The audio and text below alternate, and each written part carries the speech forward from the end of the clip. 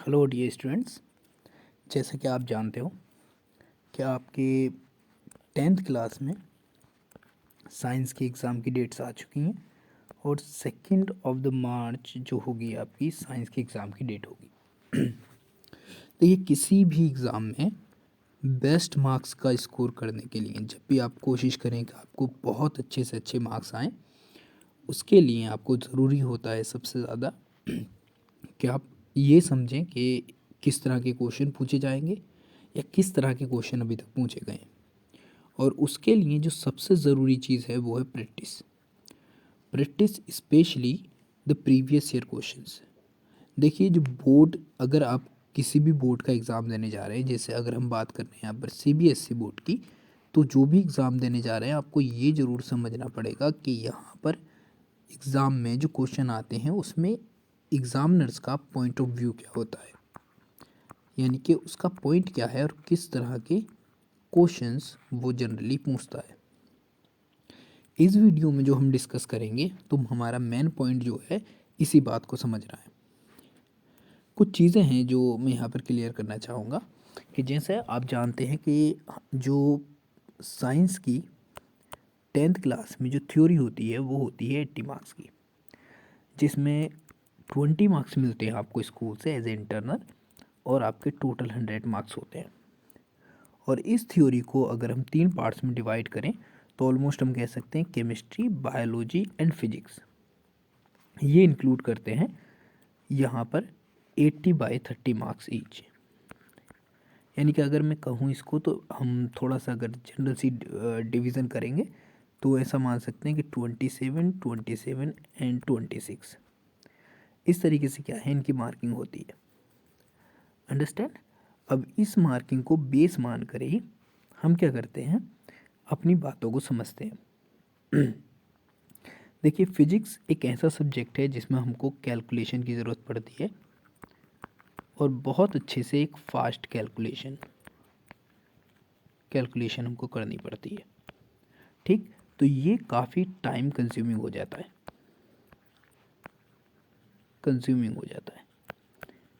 जहाँ पर अगर हम बायोलॉजी की बात करें तो बायोलॉजी एक इजी पोर्शन है हमेशा से ही, लेकिन एक ख़ास बात इसके साथ है वो है फॉर्मेशन या फिर drawing the diagram and plus theory, जिसमें डायग्राम्स जो होते हैं बहुत ज़्यादा टाइम कंज्यूमिंग होते हैं। और बेसिकली अगर हम बात करें इसमें जो मेरा फेवरेट है और मुझे लगता है कि वो स्टूडेंट्स की बहुत ज़्यादा हेल्प करता है इन दोनों सब्जेक्ट के साथ बहुत ज़्यादा इंसाफ करने में, वो होता है केमिस्ट्री। केमिस्ट्री के साथ दो तीन चीज़ें हैं जो इसको और भी ज़्यादा बेटर बेटर बनाने की कोशिश करती हैं। वो कि ये अगर आपको केमिकल इक्वेशंस आती हैं तो आप बड़ी आसानी से इसमें टाइम को अपने सेव कर सकते हो। और along with the time there is one more thing that is also very very important. और वो वन मोर थिंग जो इम्पोर्टेंट है वो है कि इसमें क्वेश्चन को इक्वेशन से रिप्रेजेंट करने के बाद थ्योरी का कोई ख़ास रोल रहता नहीं। तो अगर आप क्वेश्चन में इक्वेशन लिख पा रहे हो और उसको अच्छे से रिप्रेजेंट कर पा रहे हो, ठीक, तो ये आपको बहुत अच्छे मार्क्स दिलवाने के लिए अवेलेबल रहता है। तो इसमें पूरे मार्क्स लाना बिल्कुल आसान काम होता है। और जनरली क्या होता है, अगर बच्चों ने अच्छे से केमिस्ट्री पढ़ी है तो इसमें वो अच्छे मार्क्स ले आते हैं। लेकिन जनरली बच्चे रहते हैं डरे हुए फिजिक्स से, तो फिजिक्स में अच्छे मार्क्स लेकर आने के चक्कर में केमिस्ट्री को इग्नोर करने की कोशिश करते हैं और यही उनके लेस मार्क्स होने का रीज़न बन जाता है। तो आई एम नॉट सेइंग कि तुम फिजिक्स पे फोकस मत करो, लेकिन केमिस्ट्री को इग्नोर करना एक तरीके से आपके मार्क्स के लिए बहुत ज़्यादा बेटर चांसेस क्रिएट नहीं करेगा। बायोलॉजी अक्सर 10th की बच्चों की अच्छी होती है क्योंकि नॉर्मली बच्चे इंटरेस्ट भी लेते हैं और काफ़ी ये लाइफ से रिलेवेंट है, तो लोग अच्छे से बच्चे इस चीज़ को समझ जाते हैं। लेकिन यहाँ पर जो केमिस्ट्री के साथ नाइंसाफ़ी होती है उसकी वजह से आपके स्कोर पर बहुत बड़ा असर पड़ता है। तो कोशिश करो कि आप केमिस्ट्री को ठीक से पढ़ो, अच्छे से पढ़ो, एक प्रॉपर टाइम दो और आप पाओगे कि इसमें नंबर लाना वे मोर इजी है as compare to the biology और way as compare to the physics.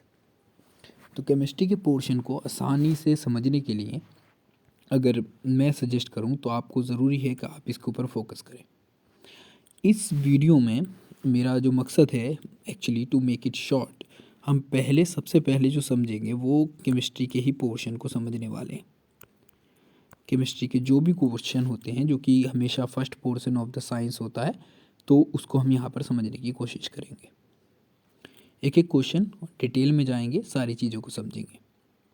Alright, देखिए एक पॉइंट है, प्लीज़ मेक द नोट्स, क्योंकि अगर आप नोट्स बनाएंगे तो it will be more easier for you to like deal with the things.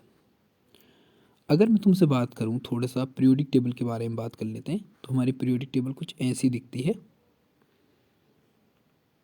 Let me more make it clear. कुछ ऐसी दिखती है हमारी पीरियोडिक टेबल। ठीक, इस पीरियोडिक टेबल में तुमको सारे एलिमेंट कभी भी याद करने की ज़रूरत नहीं है। तुमको यहाँ पे सिर्फ और सिर्फ कुछ एलिमेंट्स हैं जिनको याद करना है, and that must be till this. ठीक, और यही होता है आपका लास्ट एलिमेंट एक तरीके से, जो कि तुमको पक्का आना ही चाहिए। इसके बाद बहुत कॉमन से एलिमेंट रह जाते हैं, उनके बारे में हम बाद में डिस्कस करते रहेंगे। पहला होता है हमारा हाइड्रोजन, अंडरस्टैंड। फिर होता है यहाँ पर हीलियम, जिसको He से रिप्रेजेंट करते हैं। फिर आता है हमारा हाइड्रोजन के बाद लिथियम, और यहाँ पे आता है बेरिलियम। फिर यहाँ आएगा boron, carbon, nitrogen, oxygen, fluorine, और ये आ जाएगा नियोन। नियोन के बाद फिर हम जाते हैं सोडियम, मैग्नीशियम, मैग्नीशियम के बाद एल्यूमिनियम। फिर यहाँ पर आएंगे तो कार्बन के नीचे आता है सिलिकॉन, नाइट्रोजन के नीचे फॉस्फोरस, ऑक्सीजन के नीचे सल्फर, फ्लोरीन के नीचे क्लोरीन, और यहाँ पर आ जाएगा आर्गन। फिर हमको आगे जाना होता है तो यहाँ पर आता है पोटेशियम, कैल्शियम, और फिर आता है स्कैंडियम। ठीक, स्कैंडियम के बाद टाइटेनियम, वेनेडियम, और फिर आ जाएगा हमारा वेनेडियम के बाद क्रोमियम। फिर आता है यहाँ पर मैग्नीज, फिर आएगा आयरन, फिर कोबाल्ट, फिर निकिल, और निकिल के बाद आता है यहाँ पर कॉपर एंड जिंक। ये वो एलिमेंट्स हैं जो अप टू 30 मार्क्स के आते हैं, मतलब अप टू 30 एटॉमिक नंबर के आते हैं। तो अगर मैं यहाँ पे बात करूँ तो ये होता है 1, ये 2, 3, 4, 5, 6, 7, 8, 9, 10, 11, 12, 13, 14, 15, 16, 17, 18, 19, 20, 21, 23, 24, that would be 21, this is 22। जहाँ पे जो टाइटेनियम है वो उसको हम बोलेंगे 22, 22, 23, 24, 25, 26, 27, 28, 29 एंड 30। एक जनरल सी चीज़ है जो आपको यहाँ पर ख़ास तौर से याद रखनी है, मैं उसको और भी ज़्यादा क्लियर कर देता हूँ जिससे कि तुम भूलने की भी ना सोचो। ठीक है, वो हैं जैसे कि एलिमेंट्स जो यहाँ पर दिखाए गए हैं, इनमें सबसे ख़ास बात जो है जो तुमको सबसे ज़्यादा याद रखनी है, ये सब के सब, ये सारे, और मैग्नीज के बाद ये सारे, these are the very very important elements. Somewhere you will find also AU, AG, AG के बाद एक HG। इनके बारे में भी काफ़ी जगहों पर आपको देखने को मिलेगा, क्योंकि ये इसके साथ बहुत ज़्यादा इम्पॉर्टेंट हो जाते हैं। आप इनको छोड़ सकते हैं, लेकिन एटॉमिक नंबर है तो थोड़ा याद रखने की कोशिश करना। जनरली ये जितने भी दिखाए गए हैं यहाँ पे most of them are metals, most of them are metals. ठीक, अब इसके अंदर से ये यहाँ तक ये सब की सब क्या रहती हैं, मेटल्स रहती हैं। ये सब आपकी मेटल हो जाएंगी, ये सब की सब मेटल हैं। इधर ये सब आएंगी नोबल गैसेस, तो इसके कंपाउंड होते नहीं हैं, इसके बारे में हम और बात करेंगे। ठीक, ये सब की सब जो आती हैं ये सब आती हैं नॉन मेटल्स, नॉन मेटल्स। तो ये सब की सब हमारी यहाँ पर नॉन मेटल हो जाती हैं। तो इस चीज़ को समझने की कोशिश करना। अब अगर मैं तुमसे बात करूँ ऑक्सीडेशन की,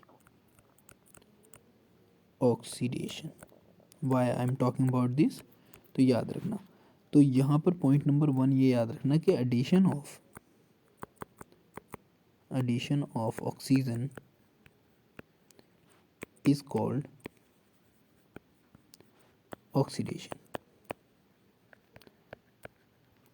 ऑलराइट, जैसे कोई एक मेटल है, ये मेरे पास मेटल है, ये ऑक्सीजन से रिएक्ट करती है और बनाती है MO या M2O। अगर ये एल्कलाई मेटल है तो बनाती है M2O, और अगर एल्कलाइन अर्थ मेटल है जो कि एक तरीके से कह सकते हैं जो डबल चार्ज कैरी करने वाली है, तब ये रिएक्ट करके बनाएगी MO। ठीक है, बैलेंस अगर करेंगे तो बैलेंस कुछ ऐसे होगा। राइट, इस तरीके से बैलेंस हो जाएगा। तो ये एल्कलाइन अर्थ मेटल जिनकी ऑक्सीडेशन स्टेट होती है +2, या फिर जिनकी बैलेंसी 2 होगी वो ऐसे बनाएंगे, और जिनकी बैलेंसी 1 होगी वो कुछ ऐसे बनाएंगे जिनकी +1 बैलेंसी होगी। अगर सपोज करो एल्यूमिनियम है जिसकी बैलेंसी 3 होती है, तो ये बनाता है Al2O3। ठीक, तो बैलेंस इक्वेशन कुछ ऐसी दिखाई देती है, इसमें बैलेंसी 3 होगा। इसके अलावा तुम्हें कुछ नहीं करना है, बस यही ध्यान रखना है कि +3 के केस में ऐसा आएगा, +2 अगर किसी की बैलेंसी है यानी कि कोई मेटल है और उसकी बैलेंसी क्या है +2 है, तो उस केस में क्या आएगा MO हो जाएगा। और अगर किसी केस के अंदर आप चाहते हो कि उसकी बैलेंसी जो मेटल की +1 है, तो क्या होगा, यहाँ पर M2O आ जाएगा। ठीक, अब हमारे पास कुछ मेटल्स हैं, जैसे मेरे पास मैग्नीशियम है मेटल, मैंने मैग्नीशियम मेटल लिया और इसको ऑक्सीजन के साथ जलाया। It is the first equation, the burning of the magnesium ribbon. ये जलेगा और हमारे पास एक मैग्नीशियम ऑक्साइड बनकर आ गया, ये बैलेंस हो गया। यहाँ पर एडिशन ऑफ हाइड्रोजन हो रहा है, एडिशन ऑफ ऑक्सीजन हो रहा है, एडिशन ऑफ ऑक्सीजन हो रहा है, ऑक्सीजन हो रहा है। दैट्स वाई हम इसको क्या बोलेंगे कि ये एक ऑक्सीडेशन है। ऐसे ही मेरे पास कैल्शियम था और उसने भी रिएक्ट किया और उसने कैल्शियम ऑक्साइड बना लिया। मेरे पास जिंक था, जिंक ने रिएक्ट किया, उसने जिंक ऑक्साइड बना लिया। मेरे पास एल्युमिनियम था, एल्युमिनियम ने रिएक्ट किया, उसने एल्युमिनियम ऑक्साइड बना लिया। अब इन तीनों ही कंपाउंड और फोर्थ कंपाउंड यानी कि 1 2 3 4, इन सब का नेचर देखने के लिए हम क्या करते हैं, एक रिएक्शन कराते हैं। जैसे मैंने मैग्नीशियम लिया और इसकी रिएक्शन करवाई एसिड के साथ, और साथ में कैल्शियम लिया, इसकी भी रिएक्शन करवाई मैंने एक एसिड के साथ। तो यहाँ पर HCl ले लिया, यहाँ पर HCl ले लिया। ठीक, और जब हम रिएक्शन करवाते हैं तो हम पाते हैं कि कोई भी जो मेटल है MgO मेटल ऑक्साइड है, वो जब एसिड से रिएक्शन करेगा, यानी कि एसिड से जैसे रिएक्शन करेगा तो वो फॉर्मेशन करेगा एक सॉल्ट का, और साथ में निकलेगा वाटर। ऐसे ही कैल्शियम रिएक्ट करेगा तो ये बनाएगा सॉल्ट और साथ में निकलेगा वाटर। इससे क्या प्रूव होता है कि ये जो मेटल ऑक्साइड होते हैं they are basic in nature, they are basic in nature. और अगर ये नेचर में बेसिक की तरह बिहेव करेंगे तो they can react with the acid and form the salt and H2O। ठीक ऐसे ही क्या होता है कि जब हम सिमिलर रिएक्शन कराएं किसके साथ, यहाँ पर जिंक ऑक्साइड के साथ, because this is also metal oxide, और एल्यूमिनियम ऑक्साइड के साथ, किसके साथ, एसिड के साथ, तो ये बोथ ऑफ देम क्या करते हैं, रिएक्ट करते हैं और ये बना लेता है जिंक क्लोराइड और वाटर।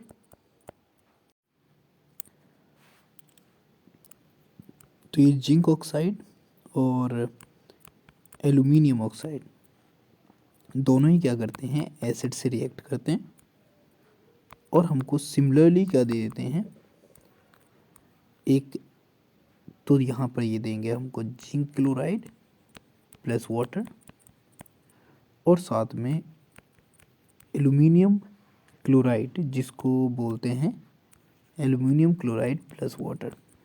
ठीक, अगर मैं इसको बैलेंस करूँगा तो यहाँ पर मैं क्या कर दूँगा, यहाँ पर मेरे को लगाना पड़ेगा, in this case there are 3 oxygen तो 3 एंड यहाँ पर आ जाएगा हमारा 6 एंड देन 2। तो इस तरीके से हम इस इक्वेशन को बैलेंस कर देंगे। तो यहाँ पर हमको पता चला कि ये यहाँ पर बिहेव कर रहे हैं दोनों के दोनों एज ए बेस। लेकिन द पॉइंट इज हियर कि अगर तुम मैग्नीशियम ऑक्साइड और कैल्शियम ऑक्साइड की रिएक्शन किसी बेस से कराओ तो जैसा हम जानते हैं कि ये दोनों इनके दोनों के साथ रिएक्शन करके कोई भी रिएक्शन नहीं देते। इससे ये पता चलता है कि these both the bases are clearly showing the basic character, but point is here, अगर तुम सेम ZnO को रिएक्ट करा दो किससे, NaOH से, तो ये आपस में रिएक्शन करने के बाद एक प्रोडक्ट देते हैं जिसको बोलते हैं सोडियम जिंकेट। इसको बोलते हैं सोडियम जिंकेट वाटर। तो इस तरीके से यहाँ पर ये खुद जो जिंक है हमारे पास रिएक्शन कर सकता है सोडियम हाइड्रोक्साइड के साथ और फॉर्मेशन कर सकता है किसका, सोडियम जिंकेट का। और साथ ही जो हमारे पास एलुमिना है जो Al2O3 है, ये अगर हम रिएक्शन करा दें किससे, NaOH से, तो it also react with this and form sodium aluminate. It is called sodium aluminate. साथ ही यहाँ पर फॉर्मेशन होता है वाटर का। इससे क्या प्रूव होता है कि ये जो रिएक्शन हो रही है या जितनी भी यहाँ पर रिएक्शन हुई है उस रिएक्शन में हमको क्या मिला है, sodium zincate and sodium aluminate.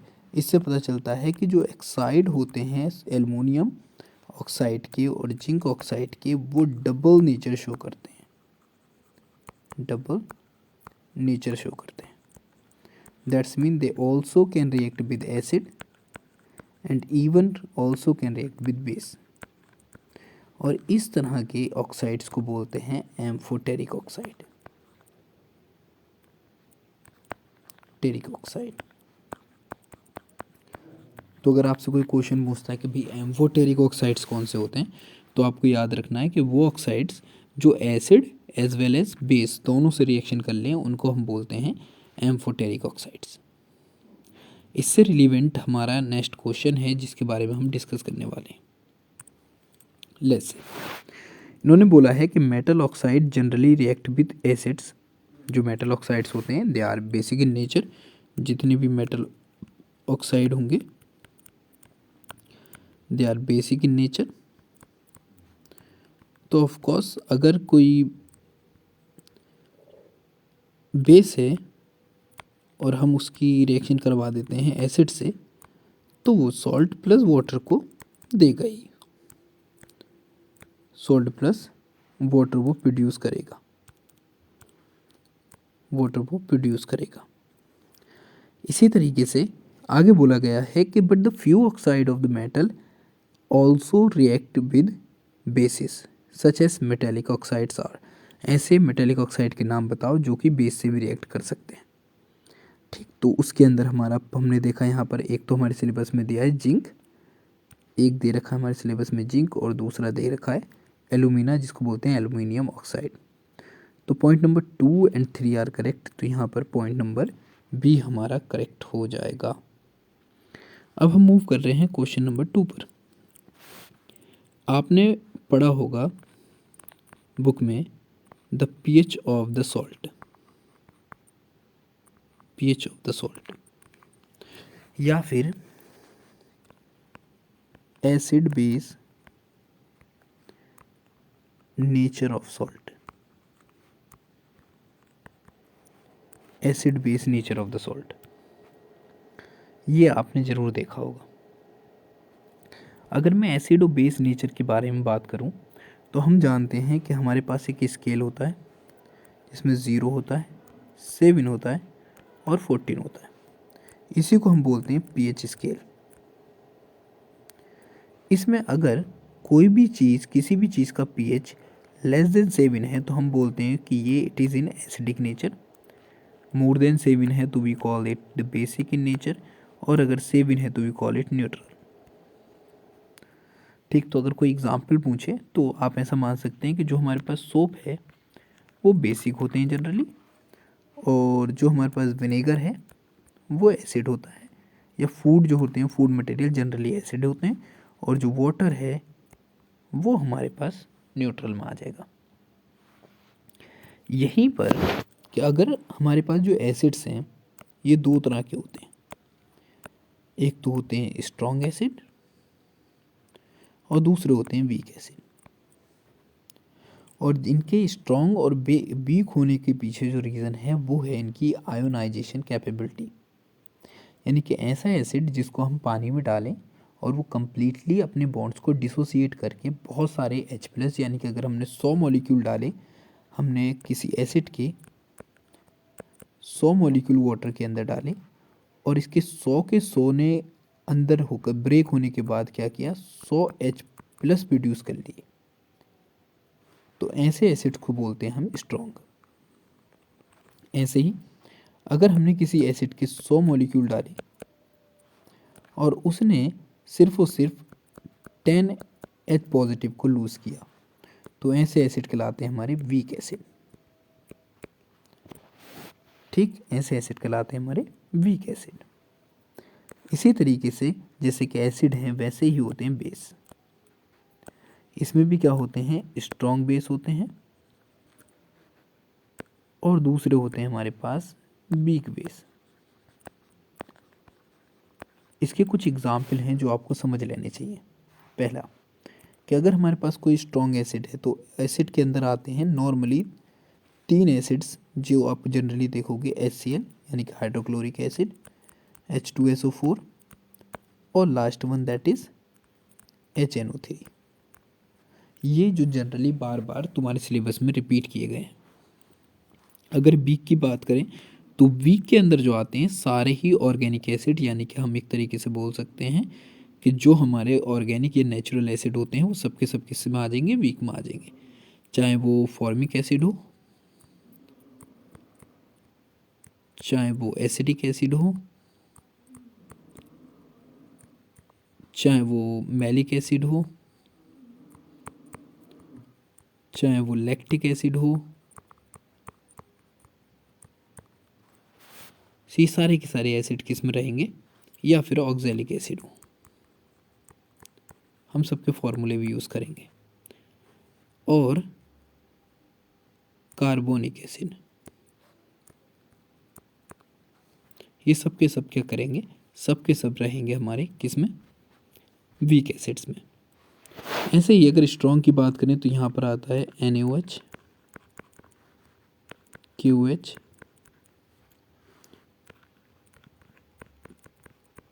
Calcium hydroxide, और even we can consider the magnesium oxide. अगर वीक की बात करूँ तो यहाँ पर आता है NH4OH, ये क्या कहलाएगा, हमारा वीक बेस कहलाएगा। ये सारे के सारे क्या है, हमारे स्ट्रॉन्ग बेस हैं। अब सपोज करें कि एक कंडीशन है मेरे पास कि मैं एक एसिड लेता हूँ, एक बेस लेता हूँ, रिएक्शन कराऊँ तो सॉल्ट बनेगा, और वो सॉल्ट जो होगा उसका नेचर कैसा होगा ये डिसाइड करना है मुझे। तो ये किस चीज़ पे डिपेंड करते होगा, हमको इस बात को मद्देनज़र रख के इस बात को समझना है। ठीक है, तो सपोज करें मैंने क्या किया, एक स्ट्रॉन्ग एसिड लिया और स्ट्रॉन्ग ही बेस ले लिया। तो इसमें जो सॉल्ट प्रोड्यूस होगा वो न्यूट्रल होगा। वो कैसा होगा, न्यूट्रल होगा, because the solid strong and strong will neutralize each other completely. और हमारा अगर इक्वा मोलर ले रहे हैं हम तो वो क्या हो जाएगा, सॉल्ट का जो पीएच होगा वो एक तरीके से क्या आएगा, 7 आएगा। ठीक है, अगर नेचर की बात करें तो वो कितना आ जाएगा, 7 आ जाएगा। यानी कि अगर हम सॉल्ट को पानी में डिज़ोल्व करते हैं तो वो क्या करता है, वहाँ पर अपना नेचर जो दिखाएगा न्यूट्रल दिखाएगा। अब इस बार मैंने स्ट्रॉन्ग एसिड लिया और वीक बेस ले लिया।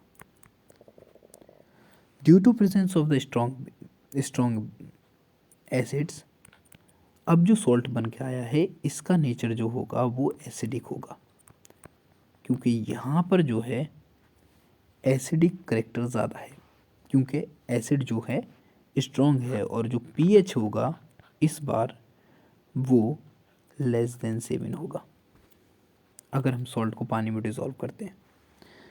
अब मैं क्या करता हूँ, वीक लेता हूँ एसिड और स्ट्रॉन्ग लेता हूँ बेस। अब आप समझ गए होंगे कि अब यहाँ पर जो हमारा सॉल्ट आया है वो बेसिक इन नेचर होगा, क्योंकि इस बार बेस क्या था, स्ट्रॉन्ग था, और पीएच ऑटोमेटिक ही मोर देन 7 हो जाएगा। लास्ट इसमें हम वीक एसिड लेते हैं और वीक बेस लेते हैं, और इस बार फिर से हमारे पास न्यूट्रल सॉल्ट बनकर आएगा जिसका पीएच इक्वल टू 7 होगा। इन पॉइंट से मुझे लगता है आपको बहुत सारी चीज़ें समझ में आ गई होंगी, लेकिन हम यहाँ पर कुछ पॉइंट और क्लियर कर लेते हैं। फॉर एग्ज़ाम्पल ये रहा हमारा एक example, strong acid plus strong base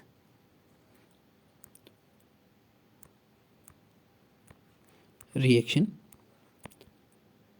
that is salt, neutralization reaction है, देन वाटर। चलो तो मैं एक स्ट्रॉन्ग एसिड लेता हूँ।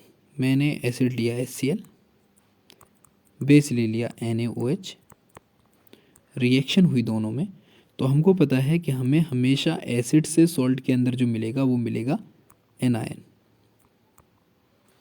और बेस से जो इस सॉल्ट के अंदर मिलेगा वो मिलेगा कैटायन। तो हमारे पास बन के आएगा NaCl और साथ में फॉर्मेशन हुआ H2O का। दोनों ही एसिड और बेस स्ट्रॉन्ग थे, बोथ आर स्ट्रॉन्ग, तो हमारा सॉल्ट की पावर क्या हो गई, न्यूट्रल हो गई एक दूसरे के साथ मिलने पर। इसी तरीके से हमने अगला लिया इस बार strong acid plus weak base. तो यहाँ पर क्या होगा, हमारे पास जो सॉल्ट बन कर आएगा उसका नेचर जो होगा एसिडिक सॉल्ट होगा, साथ में वाटर प्रोड्यूस हुआ। सपोज करें मैंने यहाँ पे लिया HCl, रिएक्शन करवा दी COOH से, CH3COOH, इसे बोलते हैं जनरली एसिटिक एसिड।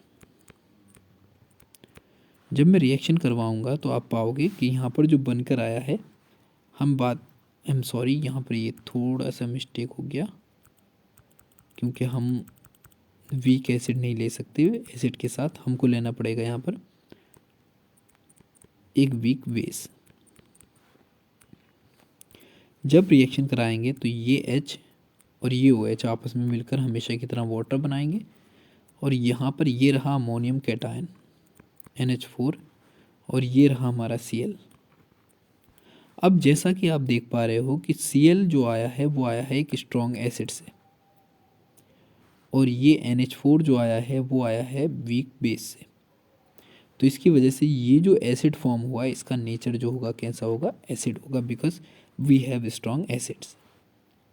इस चीज़ को और भी क्लियरली समझा जा सकता है, जैसा कि तुम जानते हो कि अगर हम बात करें NH4Cl की और मैं इसको वाटर में डिज़ोल्व कर दूं, हम सब जानते हैं वाटर जब टूटता है तो ये देता है एक H पॉजिटिव और एक देता है OH निगेटिव। ऐसा ही क्या होता है कि जो हमारे वीक सब्सटेंस होते हैं, ये यहाँ पर मैं बोल दूं कि वीक बेस हैं, ये चाहते हैं कि ये अपनी कंबाइंड फॉर्म में रहें, कंबाइंड फॉर्म में रहें। इसलिए जो NH4 यहाँ से टूटेगा तो ये बनाएगा NH4 positive plus Cl negative. अब इसके पास चॉइस है कि ये जाए किसके पास, OH के पास, और फिर से जाके बना ले NH4OH, और इसको एक कंबाइंड फॉर्म मिल जाएगी। और जो इसको कंबाइंड फॉर्म मिली वो कंबाइंड फॉर्म में ये अपने आप को बहुत ज़्यादा सेफ या फिर स्टेबल महसूस करता है, जिसकी वजह से इसकी स्टेबिलिटी क्या हो जाती है, इंक्रीज हो जाती है, और ये क्या करता है, इसी का फॉर्मेशन कर लेता है। लेकिन हमारे पास जो बचा Cl पार्ट और H पॉजिटिव पार्ट, ये क्या है, ये होता है आयोनाइज फॉर्म में बहुत ज़्यादा स्टेबल। यानी कि जब ये H positive plus Cl form में होगा तो ये क्या होगा, बहुत ज़्यादा स्टेबल फील करेगा। और यही रीज़न होता है कि जो सोल्यूशन है, सोल्यूशन में OH पॉजिटिव आयन की संख्या बढ़ जाती है, बढ़ जाती है। और इसकी बढ़ने की वजह से क्या होगा, H प्लस की कंसंट्रेशन ज़्यादा हो जाएगी, तो concentration of H positive increases. और जब H प्लस की कंसंट्रेशन बढ़ेगी तो हम क्लियरली बोल सकते हैं कि जो सोल्यूशन है उसका नेचर कैसा हो जाएगा, एसिडिक हो जाएगा। ठीक, तो यहाँ तक तुम इस पॉइंट को समझ गए होगे।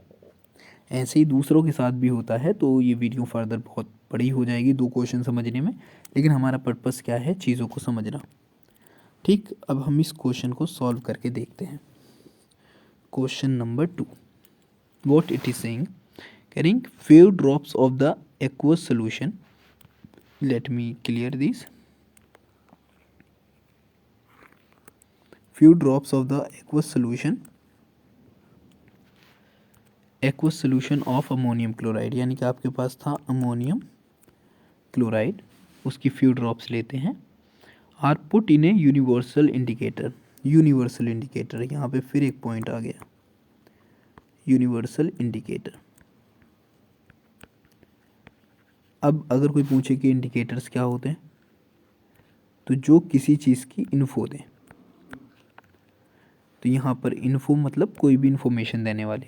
यहाँ पे यूनिवर्सल इंडिकेटर होता है टू नो और to find out the nature of the substance, nature of substance detect करने का एक पेपर यूज़ करते हैं जिसके ऊपर डिफरेंट डिफरेंट कलर्स होते हैं। तो उसके अंदर क्या करती है, सब्सटेंस का, अगर तुम किसी भी सब्सटेंस के ऊपर इसके ऊपर 2-3 ड्रॉप डालोगे किसी सब्सटेंस की, तो अगर ये एसिडिक होगा तो ये उसका पीएच रेड की साइड में भेज देगा, यानी कि कुछ ऐसा होता है 0, 7, 14। ये साइड होती है रेड, जैसे कि पिंक, येलो, इस साइड में कलर आते हैं। इस साइड में जब कोई चीज़ न्यूट्रल होती है तो ग्रीन कलर आता है। ठीक, और अगर कोई चीज़ ब्लू होती है, यानी कि ब्लू कलर की साइड को शो कर रहा है, जैसा हम विबग्योर पे जानते हैं, ये कुछ ऐसा मान सकते हैं आप।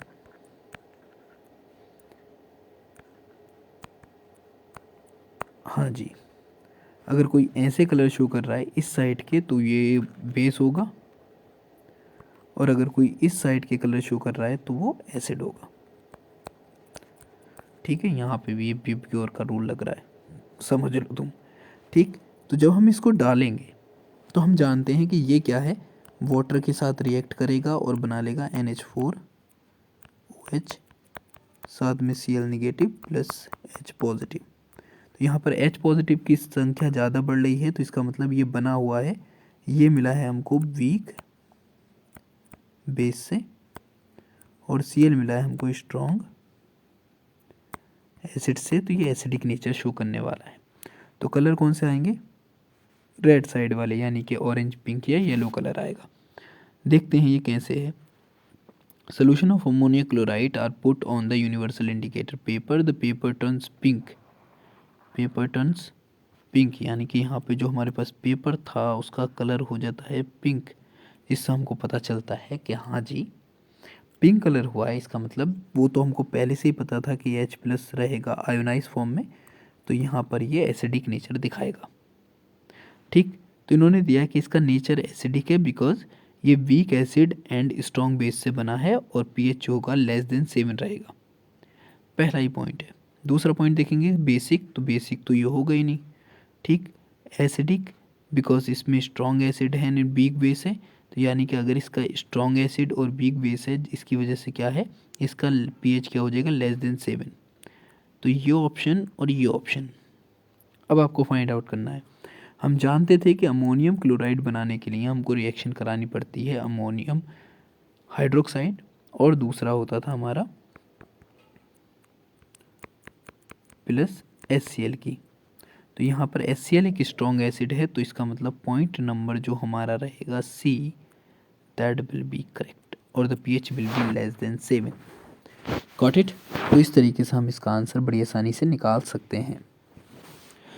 अब मैं जाने वाला हूँ तीसरे क्वेश्चन पे, और तीसरे क्वेश्चन पे जाने से पहले एक चीज़ जो आप लोगों को समझनी है कि इसके नोट्स जो हैं खुद बना कर चलें तो बहुत बेहतर है, क्योंकि इससे आपकी काफ़ी हेल्प हो जाएगी, साथ में मेरी भी। आप बेटर मार्क्स लाओगे तो हो सकता है हम इसको और प्रमोट करें।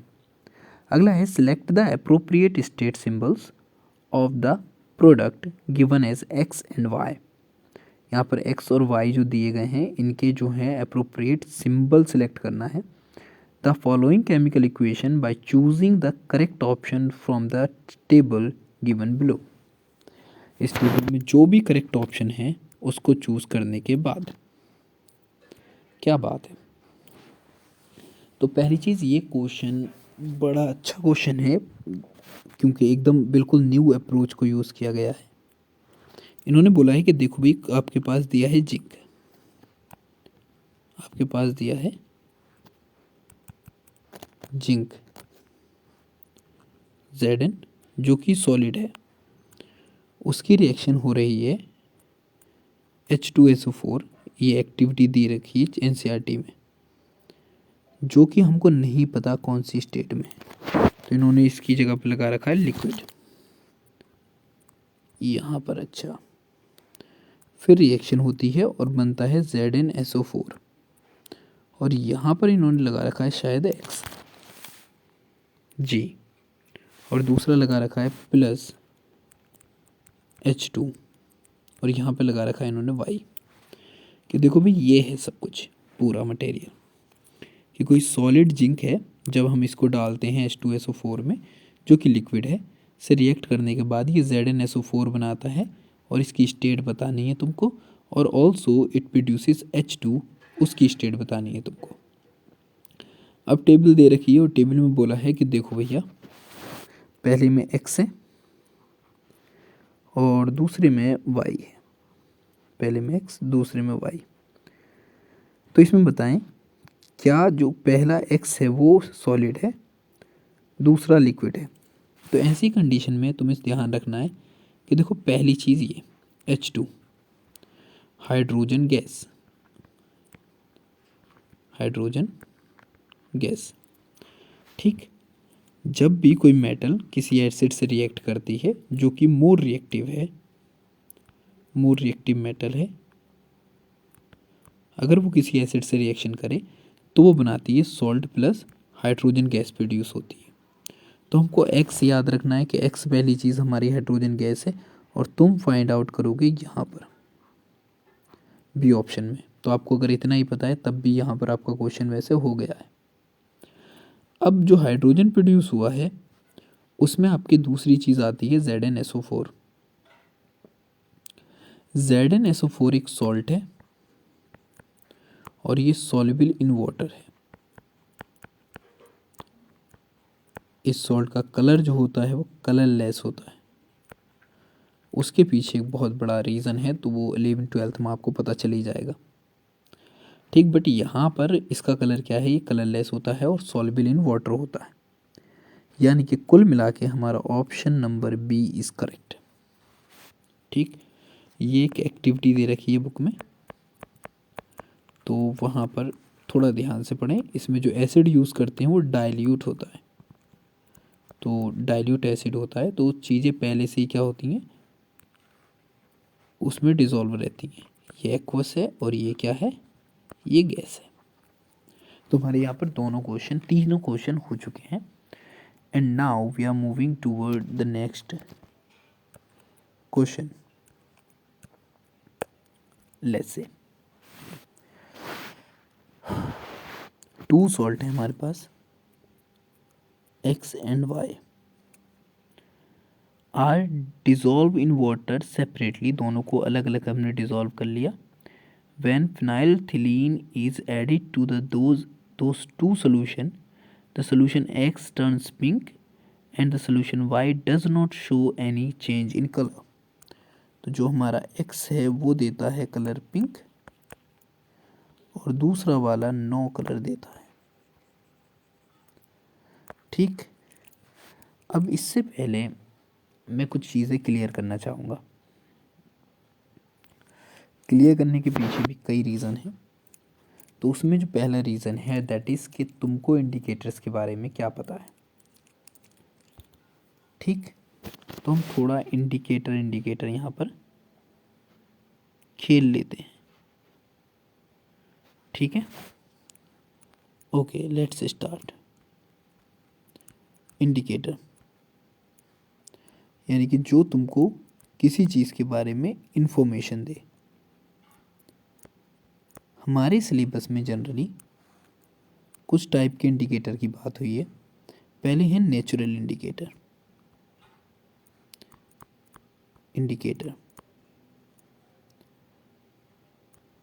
नेचुरल इंडिकेटर में आती हैं फ्लावर लीव्स, फ्लावर पेटल्स, उसके बाद आ जाएंगी जैसे फॉर एग्जांपल रेड केविज,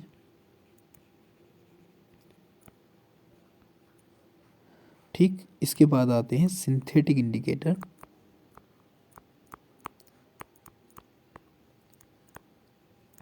और जब हम सिंथेटिक इंडिकेटर की बात करेंगे तो 2 नाम बहुत ज़्यादा मेन हैं। एक है फिनोल्थिलीन और दूसरा है मिथाइल ऑरेंज। फिर आते हैं अल्फैक्टरी इंडिकेटर।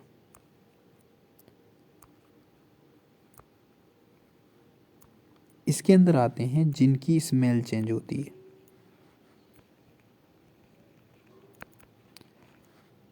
जनरली ये इंडिकेटर्स होते हैं onion juice, vanilla, clove oil, ये सबके सब इंडिकेटर अल्फैक्टरी इंडिकेटर की कैटेगरी में आते हैं। फिर आते हैं हमारा यूनिवर्सल इंडिकेटर। ये डिफरेंट डाई जो होती हैं उनको मिक्स करके बनाते हैं।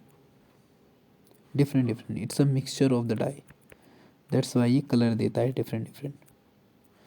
और आता है लिटमस पेपर। ये 2 डिफरेंट कलर्स देता है, लेकिन यहाँ पर हमारे पास बात हुई है फिनाल्थिलीन की, यानी कि एक सिंथेटिक इंडिकेटर की, और मैं इसके ऊपर थोड़ा डिटेल में बात करूँगा। ये एक एसिडिक इंडिकेटर है। ठीक, इसकी ख़ास बात क्या है, इस बीइंग एसिडिक इंडिकेटर, अगर आप इसको एसिड में डालो और दूसरा बेस में डालो तो एसिड में ये नो कलर शो करता है या फिर कलरलेस बना रहता है। हम बात कर रहे हैं फिनाइल थिलीन की, ठीक। तो इसके अंदर क्या बना रहता है, ये कलरलेस बना रहता है। तो ये खुद भी कलरलेस होता है और एसिड में ये कोई भी कलर नहीं देता, लेकिन बेस के अंदर ये कलर देता है पिंक। यानी कि जब आप इसको बेस में मिक्स करोगे तो इसका कलर आएगा पिंक। ये चीज़ आपको ख़ास तौर से ध्यान में रखनी है, इसका कलर आएगा पिंक, ठीक है। Now we are moving to the question. इन्होंने बोला कि भाई एक्स जो है वो क्या है, एक पिंक कलर देता है एक्स के अंदर। इसका मतलब यहाँ पर एक चीज़ तो क्लियर हो गई कि एक्स जो भी हो, लेकिन ये एसिडिक नेचर शो करना चाहिए, नहीं ना, बिल्कुल नहीं। कैसा नेचर शो करना चाहिए, बेसिक नेचर। ये शो करेगा हमारा बेसिक नेचर, बिकॉज फिनाइलथिलीन क्या होनी चाहिए, फिनाइलथिलीन जो होती है वो बेस के अंदर कौन सा कलर देती है, पिंक कलर देती है। उस बेसिस पर अब हम यहाँ की इंफॉर्मेशन देखेंगे। तो मैं सबसे पहले आइडेंटिफाई करूँगा एक्स को, और वाई में इसने कोई कलर नहीं दिया है तो ये होना चाहिए एसिडिक।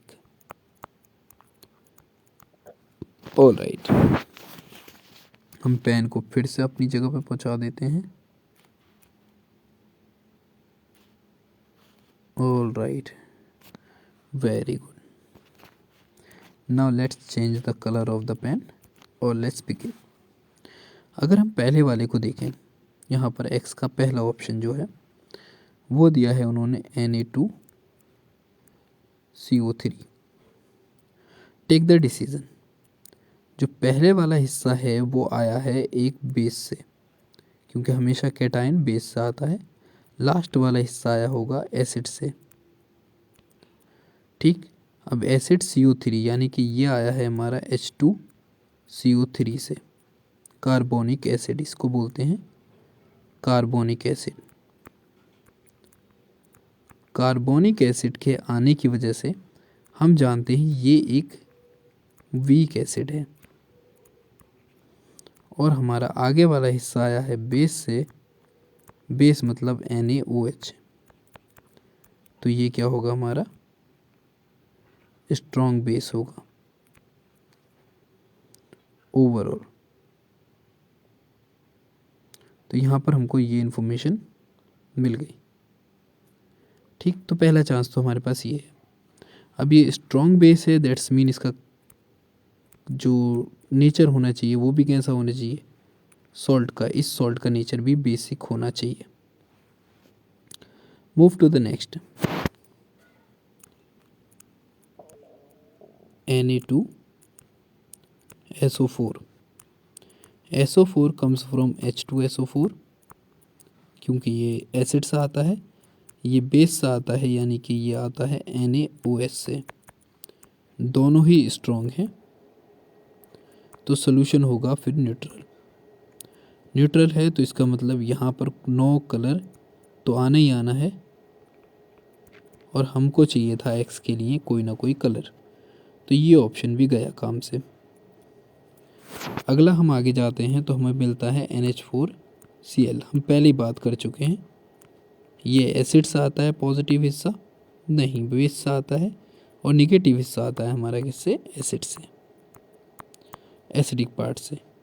ये स्ट्रॉन्ग है, तो मतलब सोल्यूशन के अंदर कोई भी कलर नहीं होना चाहिए था, सोल्यूशन होना चाहिए था कलरलेस, तो ये भी काम से गया। अगला आता है हमारा NaNO3, नाइट्रेट और सोडियम। सोडियम आता है हमेशा स्ट्रॉन्ग बेस से, और NaNO3 आता है हमारा NO3 से, जो कि नाइट्रिक एसिड से, जो कि एक स्ट्रॉन्ग एसिड है। तो यहाँ पर भी ये न्यूट्रल हो गए, दोनों ही स्ट्रॉन्ग हैं। वापस अगर चलें हम टू द पॉइंट, तो हमको पता चला कि हमारे पास सिर्फ और सिर्फ एक्स के लिए एक ही कंडीशन है, दैट कंडीशन इज Na2CO3। अब दूसरा बोला है इनका, इसका जो सेकंड ऑप्शन है वो चेक कर लेते हैं। सेकंड ऑप्शन में इन्होंने दे रखा है NH4Cl, यानी कि उसमें कोई भी कलर नहीं आया था, कलरलेस था। अब कलरलेस था तो इसका मतलब इसका नेचर होना चाहिए एसिडिक, और आप इसको देख पा रहे हो कि हमारे पास ये हिस्सा आया है बेस से, और ये बेस कैसा है, वीक बेस है। ये हिस्सा आया है हमारा एसिड से, कौन से एसिड से, HCl से, और HCl हमारा स्ट्रॉन्ग एसिड है। इसका मतलब जो सोल्यूशन होगा वो कैसा होगा, एसिडिक, और यहाँ पर कोई भी कलर नहीं आया है, तो इसका मतलब ऑप्शन नंबर 1 इज़ करेक्ट। हमने इन दोनों ही चीज़ों को समझा, सीखा, और in the end we reach to the point कि ये किस तरीके से कितना सही है।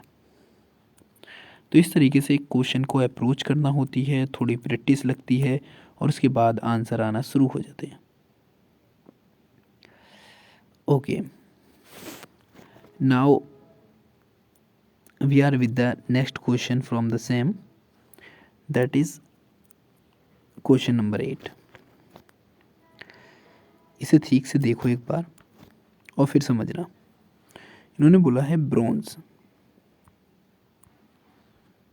ठीक, एक और होता है ब्रास, और ये दोनों ही क्यों लिखे हैं, क्योंकि because both are the copper alloy. अब आप सोच रहे होंगे एलॉय क्या होता है, तो let me clear, alloy are the mixture of the metal, या हम बोल दें homogeneous mixture of the metal. Metals को और मजबूत बनाने के लिए और मोर यूज़फुल बनाने के लिए हम क्या करते हैं, मेटल्स के अंदर दूसरी मेटल्स को मिक्स कर देते हैं, ठीक, जिसकी वजह से क्या बनती हैं, एलॉय बनती हैं। तो ये दोनों ही कॉपर के एलॉय हैं, और दोनों के अंदर क्या है, मेटल्स को मिक्स किया गया है। तो इसमें दो ऑप्शन हैं, एक तो मेटल को अगर हम मिक्स करें कॉपर के साथ जिंक तो एक मेटल बनेगी, और दूसरी मिक्स करें टिन तो दूसरी एलॉय बनेगी। मैंने इसको कुछ ऐसे समझा था, देखो यहाँ पे लिखा है Zn Ze, और यहाँ पे लिखा है जिंक, तो जिसके अंदर Ze लिखा हो उसके अंदर प्रेजेंट होता है टिन, तो हमारा ऑप्शन यहाँ पर रहेगा डी वाला, डी ऑप्शन जो है करेक्ट है। और जब ब्रास की बात आए तो ब्रास में होता है जिंक, तो ब्रास के साथ जिंक, और जिसके अंदर जिंक जेड लिखा है उसको जिंक के साथ ऐड मत करना। देखो जनरली यहाँ पर नाम के अंदर चीज़ों को मिक्स करके बनाया जाता है, लेकिन इससे इसका कोई लेना देना नहीं है, तो इस चीज़ को तुम्हें खुद ही याद करना पड़ेगा, और याद करने में तुम बहुत एक्सपर्ट हो। इसमें देखो क्वेश्चन नंबर 12 क्या कह रहे हैं, ये कह रहे हैं कि देखो भाई Mg है आपके पास, आपने रिएक्शन करवाई इसकी HCl से, रिएक्शन होती है और आपको मिलता है MgCl2, और साथ में हाइड्रोजन गैस निकल जाती है। बहुत अच्छे, Mg यहाँ पर सॉलिड होगा, ये यहाँ पर लिक्विड होगा, और यहाँ पर ये आएगा एक तरीके से एक्वस, और ये आ जाएगा यहाँ पर गैस। यहाँ पर आप इसको भी एक्वस ही लिखें। फिर इन्होंने बोला कि देखो भाई NaOH है, रिएक्शन करवा रहे हैं HCl से, रिएक्शन होगी बनेगा NaCl, और साथ में निकल जाएगा वाटर। ठीक है, दोनों ही रिएक्शन हमारी कंप्लीट हो गई। फिर कह रहे हैं इसमें आपको बताना है consider the following chemical equation first and second, फिर बताएं। तो पहला लिखा है first is a displacement reaction and the second is a decomposition reaction. तो देखो यहाँ पर दोनों में से कोई भी नहीं है, ठीक।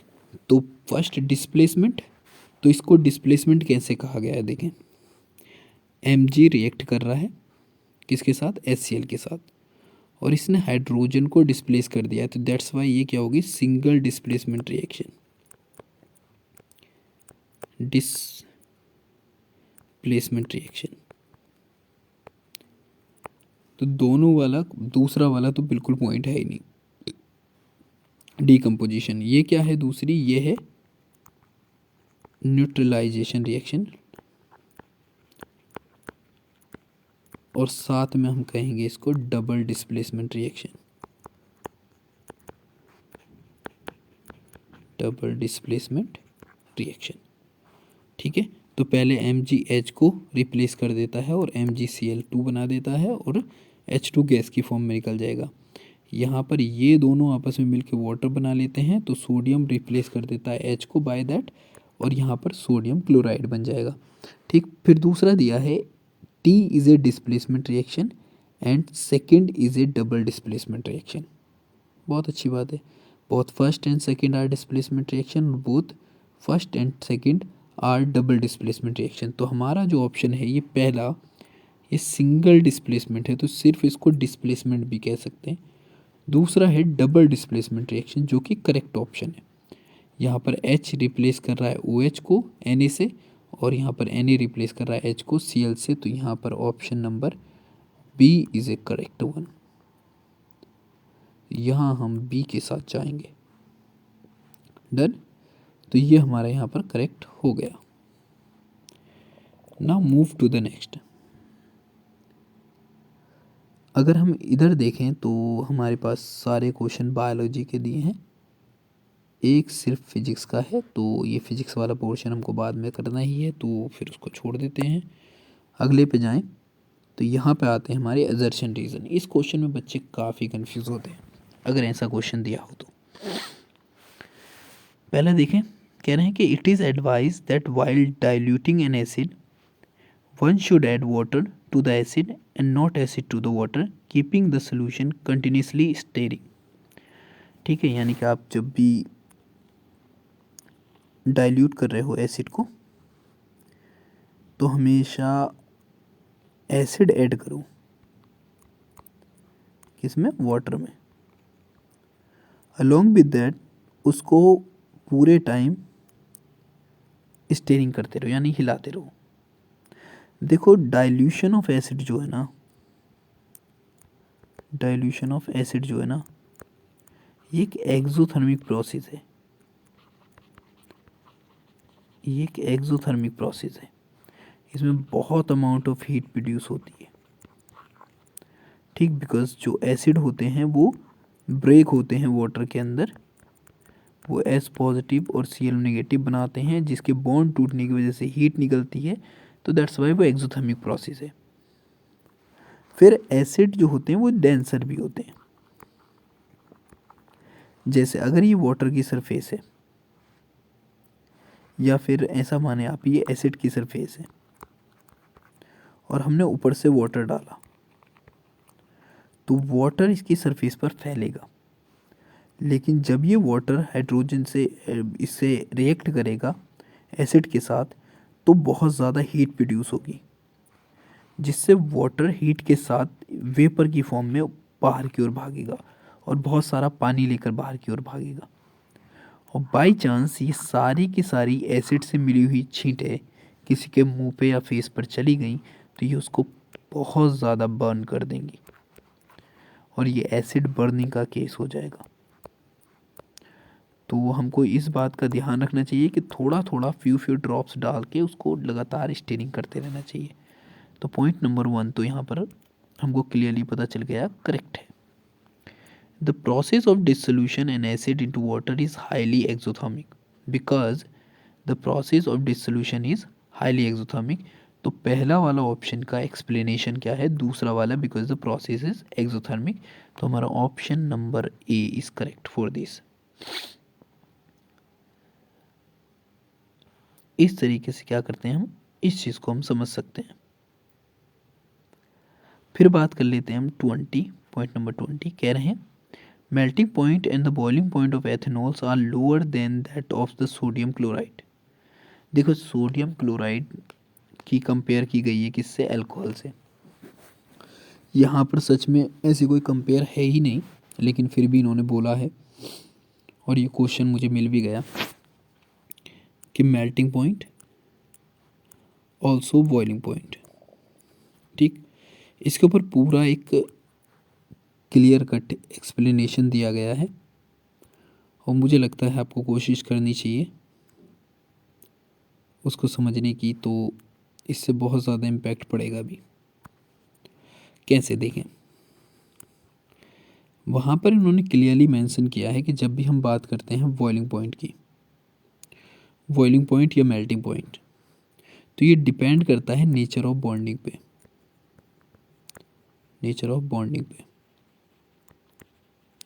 हमने दो तरह के बॉन्ड पढ़े हैं इस चैप्टर में, एक तो पढ़ा है हमने कोवलेंट बॉन्ड और दूसरा पढ़ा है आयोनिक बॉन्ड। आयोनिक बॉन्ड बनते हैं due to different charges, different charges on separate atom,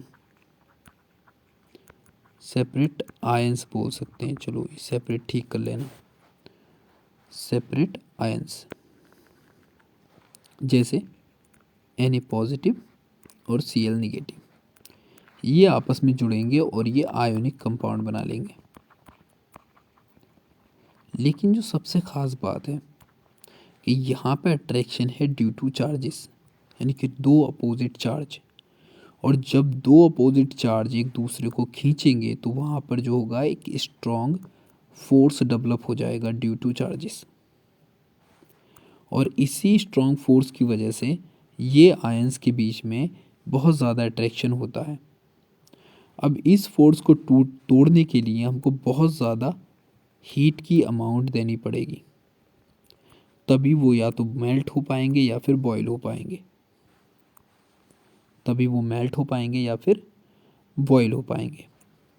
but in other hand अगर हम बात करें कोवलेंट बॉन्ड की, तो कोवलेंट बॉन्ड का जो नेचर होता है वो होता है बाय शेयरिंग, यानी कि दो चीज़ें या दो एटम है कोई, ये अपना एक एक इलेक्ट्रॉन शेयर करके आपस में एक एक बॉन्ड बना लिया, सपोज कर लो इन दोनों ने। अब ये बॉन्ड जो बनाया है इसकी वजह से दो मॉलिक्यूल जो एक दूसरे के पास हैं उनके बीच में कोई अट्रैक्शन नहीं होता, जिसकी वजह से इनको फोर्स देकर, बहुत कम फोर्स देकर क्या किया जा सकता है, एक दूसरे से अलग किया जा सकता है। और यहाँ पर क्या है, दो सेपरेट आयंस है। तो यहाँ पर जो पॉइंट बोला गया है कि देखें कि the melting point and the boiling point of the ethanol are lower than that of the sodium chloride. तो ये पॉइंट यहाँ पर एकदम सही है कि हाँ जी बिल्कुल दोनों का एक दूसरे से अलग होता है, बिकॉज जो सोडियम क्लोराइड है वो आयनिक कंपाउंड है and the ionic compound has a very strong attraction force between the ion, that's why उसको तोड़ने के लिए हमको ज़्यादा एनर्जी की ज़रूरत पड़ेगी।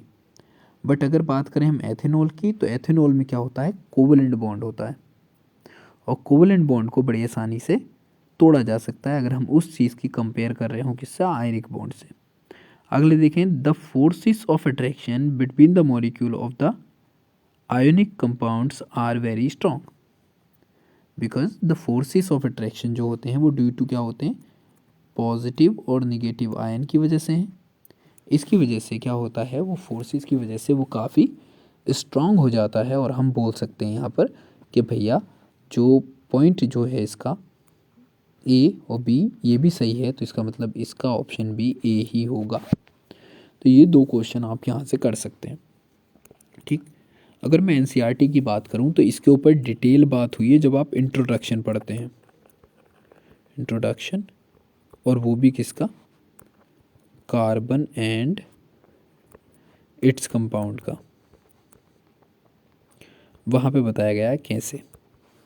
ठीक, बहुत अच्छे। ना मूव टू द नेक्स्ट। अब हम पहुँच गए हैं सेक्शन बी पर। सेक्शन बी देखें एक बार, उन्होंने कहा है state whether the given chemical reaction is redox reaction और नॉट, जस्टिफाई योर आंसर। अपने आंसर को जस्टिफाई करो। ठीक, रिडॉक्स, इसको हम दो अलग अलग तरीक़ों से पढ़ते हैं। पहला रिडक्शन और दूसरा ऑक्सीडेशन। ठीक, तो इसका जो रेड लिया गया है वो रिडक्शन से है और OX जो लिया गया है वो ऑक्सीडेशन से। अगर किसी प्रोसेस में सिमल्टेनियसली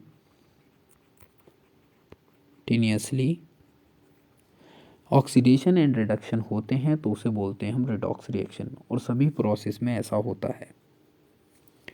ठीक, तो अगर कोई एक चीज़ है उसका ऑक्सीडेशन हो रहा है तो दूसरी चीज़ जो होगी उसका रिडक्शन होगा।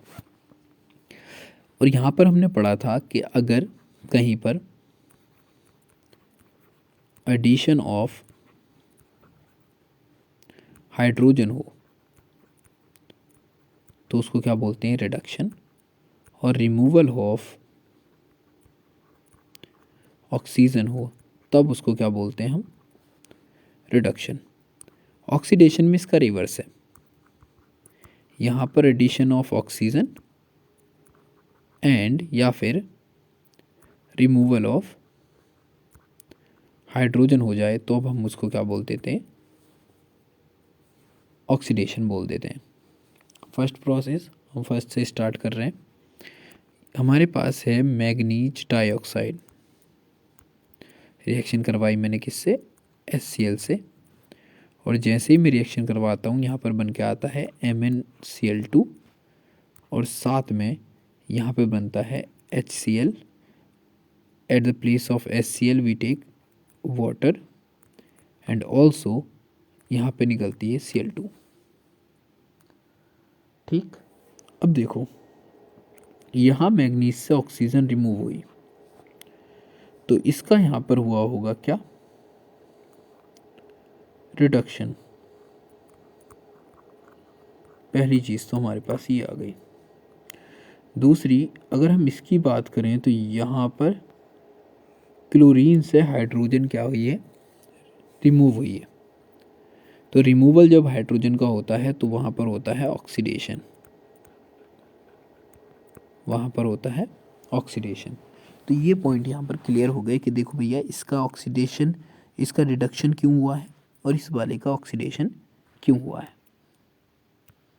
क्लियर है, दोनों पॉइंट यहाँ पर इस बात से क्लियर हो जाते हैं कि भैया इसका रिडक्शन होने का रीज़न है कि यहाँ पर ऑक्सीजन रिमूव हो रही है, और इसका यानी कि Cl का ऑक्सीडेशन होने का रीज़न है बिकॉज़ यहाँ पर H क्या हो रहा है, रिमूव हो रहा है।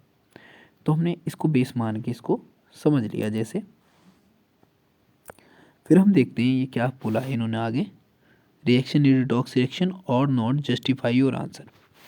तो आपको आंसर को जस्टिफाई करने के लिए यहाँ पर लिखना पड़ेगा। कैसे कि MnO2 से MnCl2 का फॉर्मेशन हो रहा है जिसमें removal of oxygen is taking place. It proves that MnO2 is being reduced to MnCl2। ऐसे ये हमारा पहला पॉइंट है। दूसरा पॉइंट हम लिख सकते हैं कि the HCl is being oxidized to Cl2 by removing hydrogen atom. ठीक है, इस तरीके से पॉइंट नंबर 1 और पॉइंट नंबर 2 दोनों हमारे क्लियर हो जाते हैं और दोनों ही पॉइंट से हमको पूरे मार्क्स मिल जाएंगे। Question number next, can a list to difference between the movement of the leaves of a sensitive plant and the movement of the shoot towards light. Talk about it, it's from bio. Name of the enzyme present in the fluid on the mouth cavity, तो इसको भी छोड़ देना है। फिर है let the resistance, छोड़ देना है इसको। द लाइट रे, ये फिजिक्स का है, छोड़ देना है। हम नेक्स्ट वीडियो में इसके बारे में बात करेंगे। अगला आ जाता है if the speed of light, ये भी फिजिक्स का है। The ray of light physics, absolute refractive, ये भी फिजिक्स का है। State the rule to determine the direction of a magnetic field, हम अगली बार बात करेंगे। अब आ गए हम सेक्शन सी पर। Explain the process of transport of oxygenated and deoxygenated blood, biology में चले गए। और क्वेश्चन नंबर 28, क्वेश्चन नंबर 28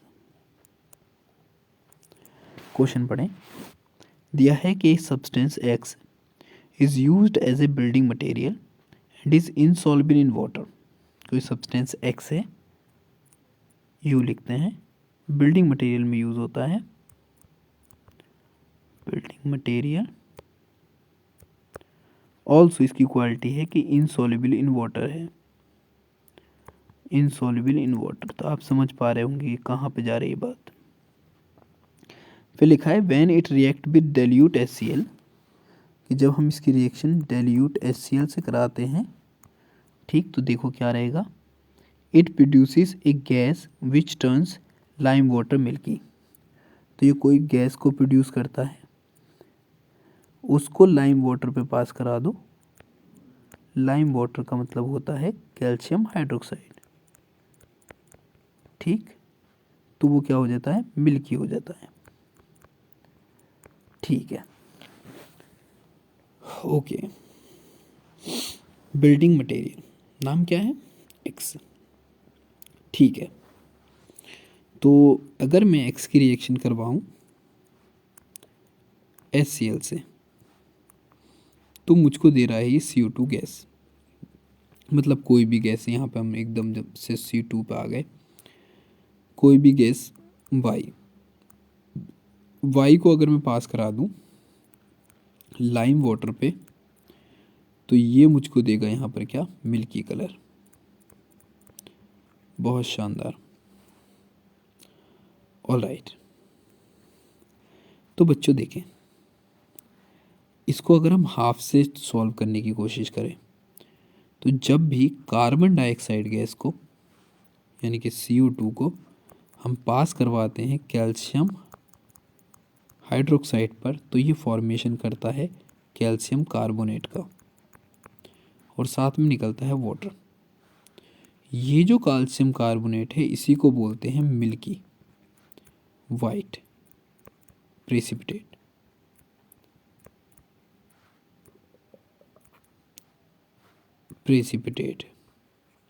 ठीक, मिल्की वाइट प्रेसिपिटेट। यहाँ पर जो CO2 आएगा, तो CO2 आता है जब भी कोई एसिड रिएक्ट करता हो या तो मेटल कार्बोनेट से या फिर मेटल बाइकार्बोनेट से,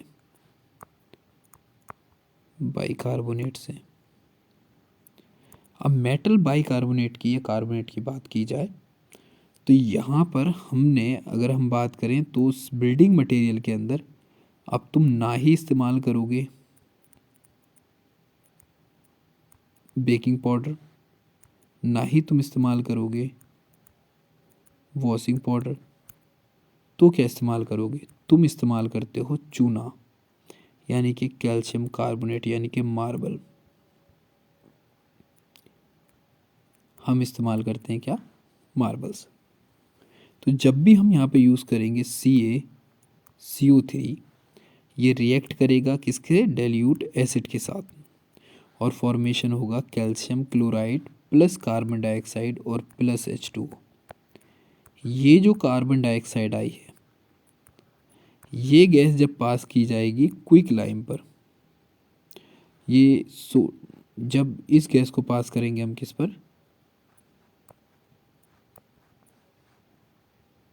कैल्शियम हाइड्रोक्साइड पर, तो ये हमको देगा फिर से वही जो हमने स्टार्टिंग में लिया था, milky white colour of the calcium carbonate. और चूने का बहुत ज़्यादा यूज़ होता है किसी भी बिल्डिंग्स वगैरह को बनाने में। इवन पहले का तो पूरा आर्किटेक्चर सिर्फ और सिर्फ चूने पे ही बेस्ड होता था। Now we are moving to the question.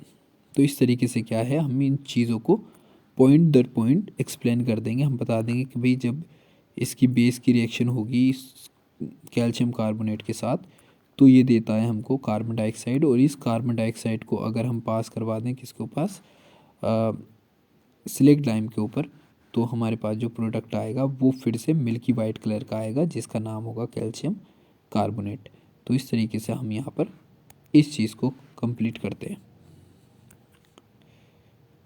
Okay, now move to this. इसका क्वेश्चन हो गया। अब हमको बताना क्या है, ये आपको सोचना है। तो इसमें पॉइंट नंबर 1 में देना है हमको आंसर, क्या देना है कि right the chemical name and the formula of the x. तो पहली चीज़, इसका फार्मूला होता है CuCO3, नाम होता है कैल्शियम कार्बोनेट। पहला पॉइंट डन। पॉइंट नंबर 2 दिया है right chemical equation for the chemical reaction involve in the above statement. तो हमने जो केमिकल रिएक्शन इन्वॉल्व हुई थी वो हम पहले बना कर देख चुके हैं, तो वहाँ से तुम इक्वेशन लिख लेना। क्या हुआ है देख लें। क्या आपका जो कैल्शियम कार्बोनेट था, रिएक्ट करवाई थी हमने HCl से, रिएक्शन हुई थी, CaCO3 बना था, साथ में H2 बना था, यहाँ पर CaCl2 बनेगा, 2 बना था, साथ में H2O बना था, और निकली थी CO2 गैस। इसी CO2 गैस को हमने पास करवा दिया था किसके ऊपर, कैल्शियम हाइड्रोक्साइड के ऊपर, और यहाँ पर हमारे पास 3 का प्रेसिपिटेट बन के आ गया था, PPT वाइट कलर का, जिसको हम मिल्की भी कहते हैं। ओके, अब आ गए हम क्वेश्चन नंबर बी पर। इसी का पार्ट है क्वेश्चन नंबर बी। देखते हैं इसको कि इसमें क्या कहा गया है। इसमें कह रहे हैं कि कोई मेटल है M on reacting with dilute acid liberate a gas G। यानी कि कोई मेटल है जो किसी एसिड से रिएक्ट करती है और एक गैस दे देती है, गैस का नाम है G। ठीक है, G आ गया। फिर बात करते हैं कि the same metal also liberate gas G when react with a base. यानी कि वही मेटल जब रिएक्ट करती है दूसरे बेस से, तब भी वो कोई G मेटल ही निकालती है। यानी कि जो हमारे पास मेटल है वो एसिड से रिएक्ट करे या फिर बेस से रिएक्ट करे, दोनों बार हमको क्या मिलने वाली है, सेम गैस मिलने वाली है, जो कौन सी है, G है। तो इससे एक चीज़ तो क्लियर हो गई, हमने स्टार्टिंग में बात की थी एम्फोटेरिक नेचर, तो ये जो मेटल है वो एम्फोटेरिक इन नेचर है। और हमने जो बात की है अभी, जनरली 2 मेटल हो सकती हैं जो एम्फोटेरिक इन नेचर हैं 10th के सिलेबस में, एक तो जिंक और दूसरी एल्यूमिनियम। चलो आगे देखते हैं। Where react with a base, तो कह रहे हैं write the name of the gas, जो गैस निकलती है।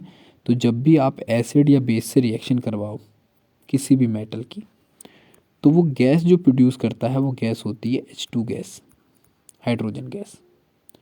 इसको हम कुछ ऐसे देख सकते हैं। सपोज़ करो मेरे पास जिंक है, मैंने रिएक्शन करवाई इसकी HCl से, रिएक्शन होगी और बन के आएगा ZnCl2, और साथ में जो गैस निकली वो H2 है। ऐसे मैंने जिंक की रिएक्शन करवाई NaOH से, बेस, रिएक्शन होगी, फॉर्मेशन होगा सोडियम जिंक गेट का, और साथ में जो गैस निकली वो फिर से गैस कौन सी है, हाइड्रोजन। तो एम्फोटेरिक मेटल जब रिएक्ट करती हैं एसिड और बेस से, दोनों बार ही वो हाइड्रोजन मेटल देती हैं। आगे देखें, हाइड्रोजन गैस देती हैं, तो ये तो ऑप्शन हमारा क्लियर हो गया। How will you test the presence of the gas. Presence of the gas test करने के लिए आप इस चीज़ से बहुत ज़्यादा अवेयर होंगे, हाइड्रोजन इकोनॉमी, हाइड्रोजन इकोनॉमी, या फिर आपने सुना होगा ग्रीन फ्यूल, या फिर आपने सुना होगा hydrogen gas as a fuel. ठीक, जब भी हाइड्रोजन गैस का जनरली जो यूज़ होता है वो होता है रॉकेट ईंधन के रूप में, रॉकेट फ्यूल के रूप में। बिकॉज हल्का होता है, कंप्रेस किया जा सकता है और ज़्यादा से ज़्यादा गैस को एक जगह फिल किया जा सकता है। स्टोरेज की बहुत ज़्यादा ज़रूरत नहीं होती। तो जब भी हाइड्रोजन गैस को ऑक्सीजन के प्रेजेंस में जलाते हैं तो हाइड्रोजन गैस जलने के बाद वाटर और बहुत सारी एनर्जी को प्रोड्यूस करता है, बहुत सारी एनर्जी को प्रोड्यूस करता है। और इस एनर्जी को प्रोड्यूस करने की वजह से जो भी एनर्जी प्रोड्यूस हुई है प्रोसेस में, वो हम यूज़ करते हैं दूसरी एक्टिविटीज़ में। और इसको एनर्जी प्रोड्यूस करते वक्त जब हाइड्रोजन जलती है तो ये एक साउंड करता है जिसको बोलते हैं पॉप साउंड। और इसी पॉप साउंड टेस्ट के बेस पर एक टेस्ट होता है जिसको बोलते हैं पॉप साउंड टेस्ट, जिसका मेन रीज़न और मैच पर्पस जो है वो है आइडेंटिफिकेशन ऑफ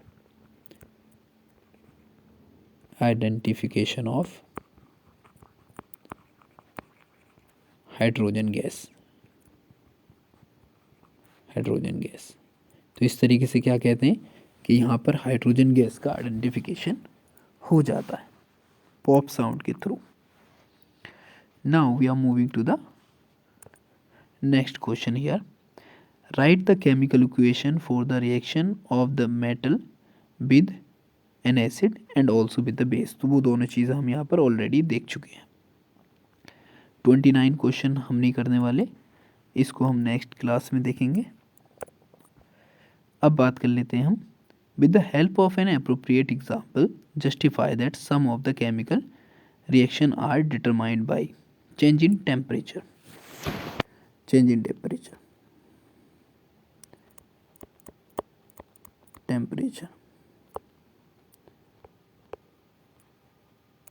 पहली तरह की रिएक्शन एवोल्यूशन ऑफ गैस।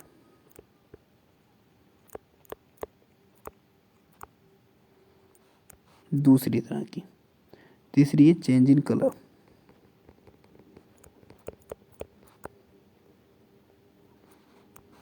तीसरी तरह की give chemical equation for the reaction involve in each case.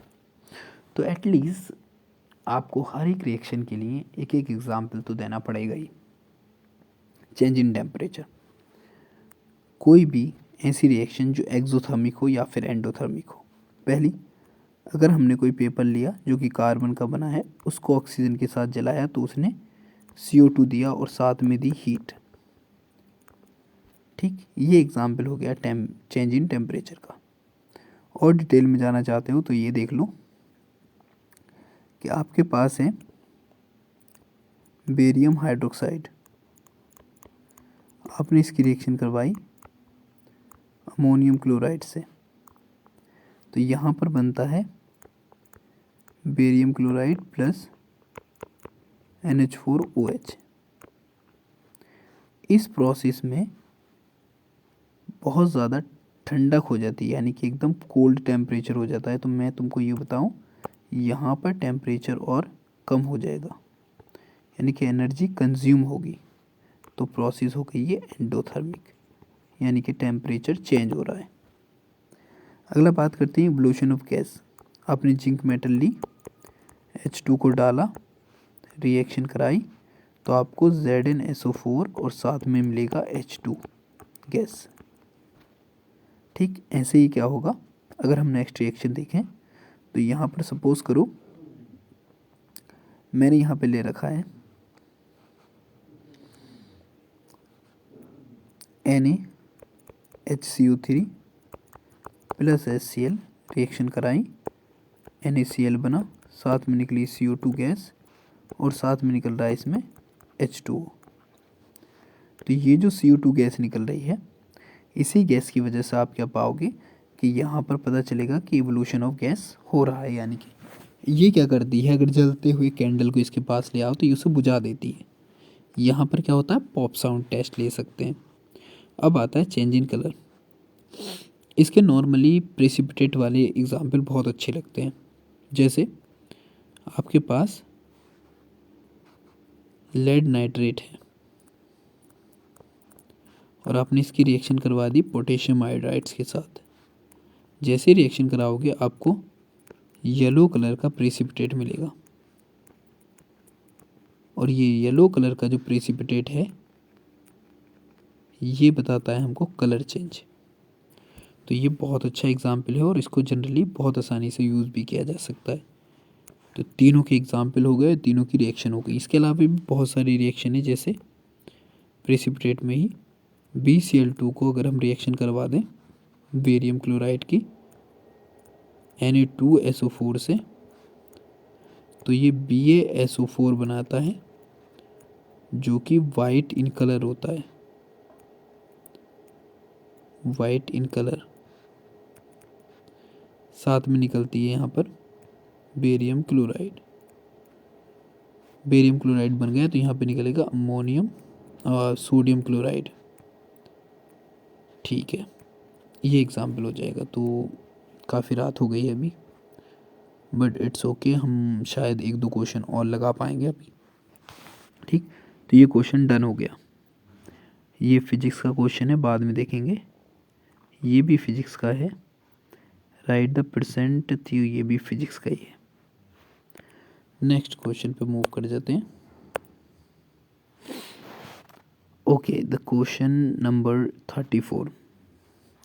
We are very very close to our and.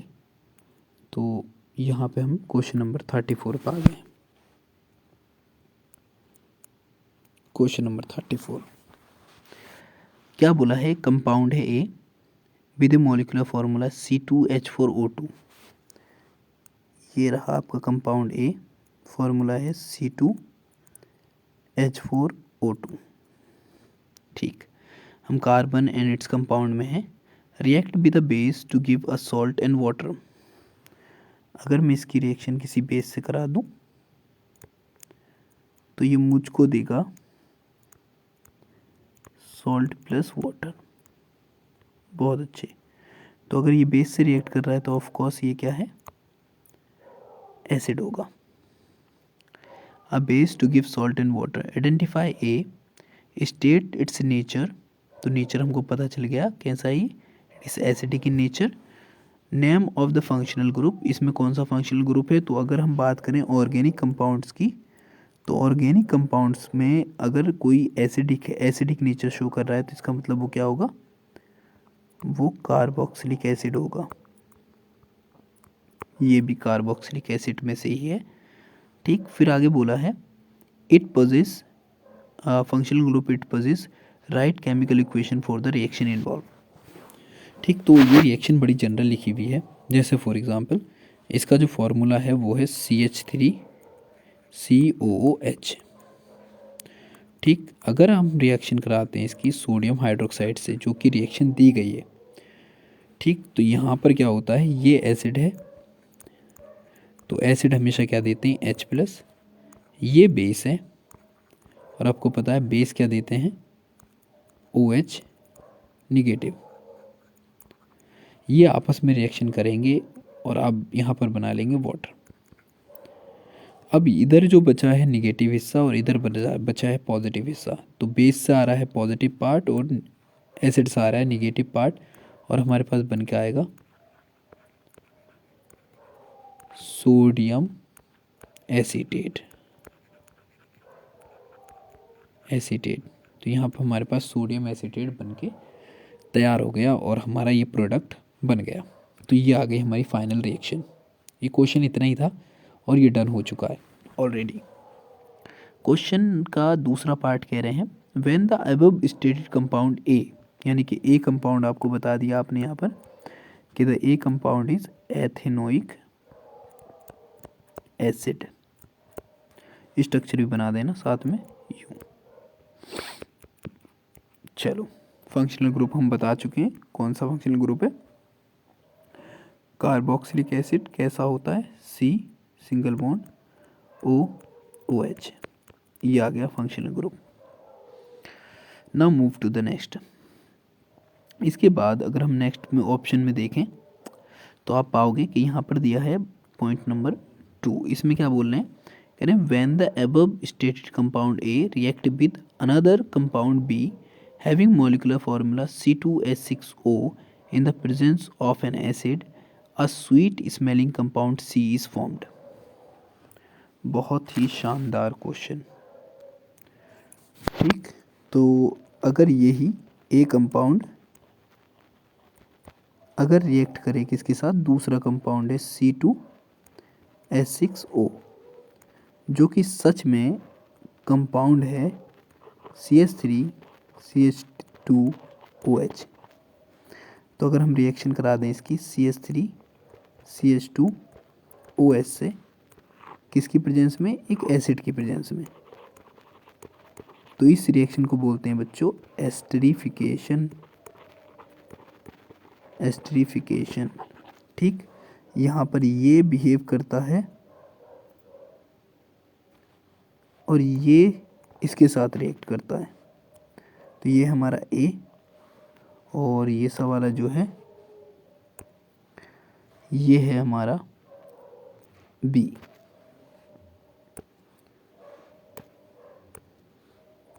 B ये आपस में रिएक्ट करके क्या करेंगे, फॉर्मेशन करेंगे इसका एसिटिक एसिड OCH2CH3 का, और साथ में रिमूव होता है H2O, यानी कि वाटर भी बनता है। इसको बोलते हैं एस्टर्स, और फॉर्मेशन एस्टर का हो रहा है, दैट्स वाई बोलेंगे इसको एस्टरीफिकेशन। और एस्टर में ग्रुप होता है ये। ठीक, इसका नाम हो जाएगा पहले एक लॉन्ग चेन, तो इसको बोल देंगे एथाइल, और ये सा वाला जो हिस्सा है इसको बोलते हैं एथाइल एसीटेट। तो यहाँ पर हमारे पास जो निकल के आया है वो बन के आया है एथाइल एसीटेट। और अगर IUPAC नाम लिखेंगे तो नाम हो जाएगा एथाइल एथेनोएट। ये हो गया इसका IUPAC नाम। ठीक, तो जो बन के आया है वो क्या हो जाएगा हमारा C। ये है हमारा C। पहले आइडेंटिफाई बी हमने देखा, बी क्या था हमारा एल्कोहल। सी क्या हो गया हमारा ethyl ethanoate. State the role of an acid in the reaction. Reaction में जो एसिड यूज़ किया गया है वो यूज़ होता है बच्चों as a catalyst. I am sorry, ये जो एसिड यूज़ किया गया है यहाँ पर यूज़ होता है एज ए कैटलिस्ट। तो ये सब वाला एसिड जो है इसका यूज़ है एज ए कैटलिस्ट। कैटलिस्ट से मतलब ये है कि ये रिएक्शन में जितना बनता है इतना ही बाद में रिएक्शन के बाद प्रोड्यूस हो जाता है, तो दैट्स वाई इसको कैटलिस्ट बोलेंगे। आगे है अगला, the right the chemical equation for the reaction involve. तो हमने केमिकल इक्वेशन लिख दी है। अब हम देखते हैं इससे अगला वाला क्वेश्चन, क्वेश्चन नंबर बी, यानी कि इसका और का पार्ट है बी, वो भी देख लेते हैं। Name the compound formed when ethanol is heated at 443 kelvin. Alright, in the presence of the concentrate H2SO4 and draw its electron dot structure. State the role of concentrate H2SO4 in the reaction. मैंने ये चीज़ clear करना बहुत ज़्यादा compulsory हो जाता है इन reactions में। देखिए यहाँ पर टेम्परेचर का बहुत बड़ा रोल है, 443 केल्विन। और शुक्र की बात यह है कि ये सिर्फ और सिर्फ एक ही टेम्परेचर दिखाया गया है। पहली चीज़, अगर कहीं पर H2SO4 का यूज़ हो रहा है तो ये जो काम करता है ये काम करता है डिहाइड्रेटिंग एजेंट की तरह। डिहाइड्रेटिंग एजेंट की तरह। डिहाइड्रेटिंग एजेंट कौन होते हैं तो ये भी समझ लो, दे रिमूव्स H2O फ्रॉम कंपाउंड्स। तो ये क्या करते हैं, H2O रिमूव कर देते हैं कंपाउंड से। अब आपके पास कंपाउंड दिया है ये सी, यहाँ पे लगाया आपका OH, और यहाँ पे लगाया एक H, यहाँ लगाया AH, एक H ये रहा और एक H ये रहा। आपने क्या किया, इसमें एसिड डाल दिया। अब एसिड का H पॉजिटिव आएगा किससे, H2SO4 से।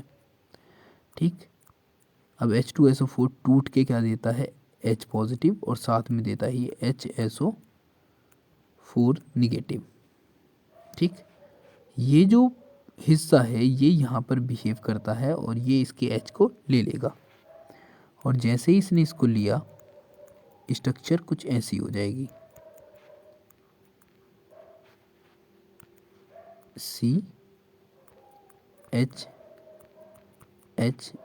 और यहाँ पर आ गया O, एक H और दूसरा H, ठीक। और यहाँ पर आ गया पॉजिटिव चार्ज बिकॉज इसने अपने इलेक्ट्रॉन को दान कर दिया है H पॉजिटिव को, दैट्स वाई पॉजिटिव चार्ज आ जाएगा। अब इन दोनों के बीच में जो इलेक्ट्रॉन्स हैं, शेयर्ड इलेक्ट्रॉन्स, किस किस के बीच, इस वाले कार्बन के और इस वाले ऑक्सीजन के। ऑक्सीजन क्या है, एक इलेक्ट्रोनेगेटिव एटम है, तो ये इन इलेक्ट्रॉन्स को अपनी ओर अट्रैक्ट करने की कोशिश करेगा जो इन दोनों के बीच में शेयर्ड थे। तो ये से वाले इलेक्ट्रॉन शिफ्ट हो जाएंगे ऑक्सीजन की तरफ और इस बॉन्ड की पोलैरिटी बढ़ जाएगी। पोलैरिटी बता दूं कि पोल्स, जैसे ये पार्शली ज़्यादा निगेटिव होने की कोशिश करेगा और ये पार्शली पॉजिटिव होगा, तो इनके बीच का जो बॉन्ड है वो बहुत ज़्यादा वीक होने लगेगा। पोलैरिटी जब बढ़ती है, इंक्रीज होती है, तो बॉन्ड क्या होने लगते हैं, वीक होने लगते हैं। उसे दूर करने के चक्कर में ये सा वाला बॉन्ड यहाँ से ब्रेक हो जाता है और ये ब्रेक करने में हेल्प करता है ये सा वाला जो हमारा HSO4 निगेटिव था। और जैसे ये बॉन्ड ब्रेक हुआ वैसे ही नए कंपाउंड का फॉर्मेशन होता है जिसके अंदर ये बॉन्ड यहाँ से हटकर यहाँ आएगा और ये बॉन्ड टूट के किसके साथ चला जाएगा, वाटर के साथ। तो हमारे पास एक नए बॉन्ड का फॉर्मेशन होता है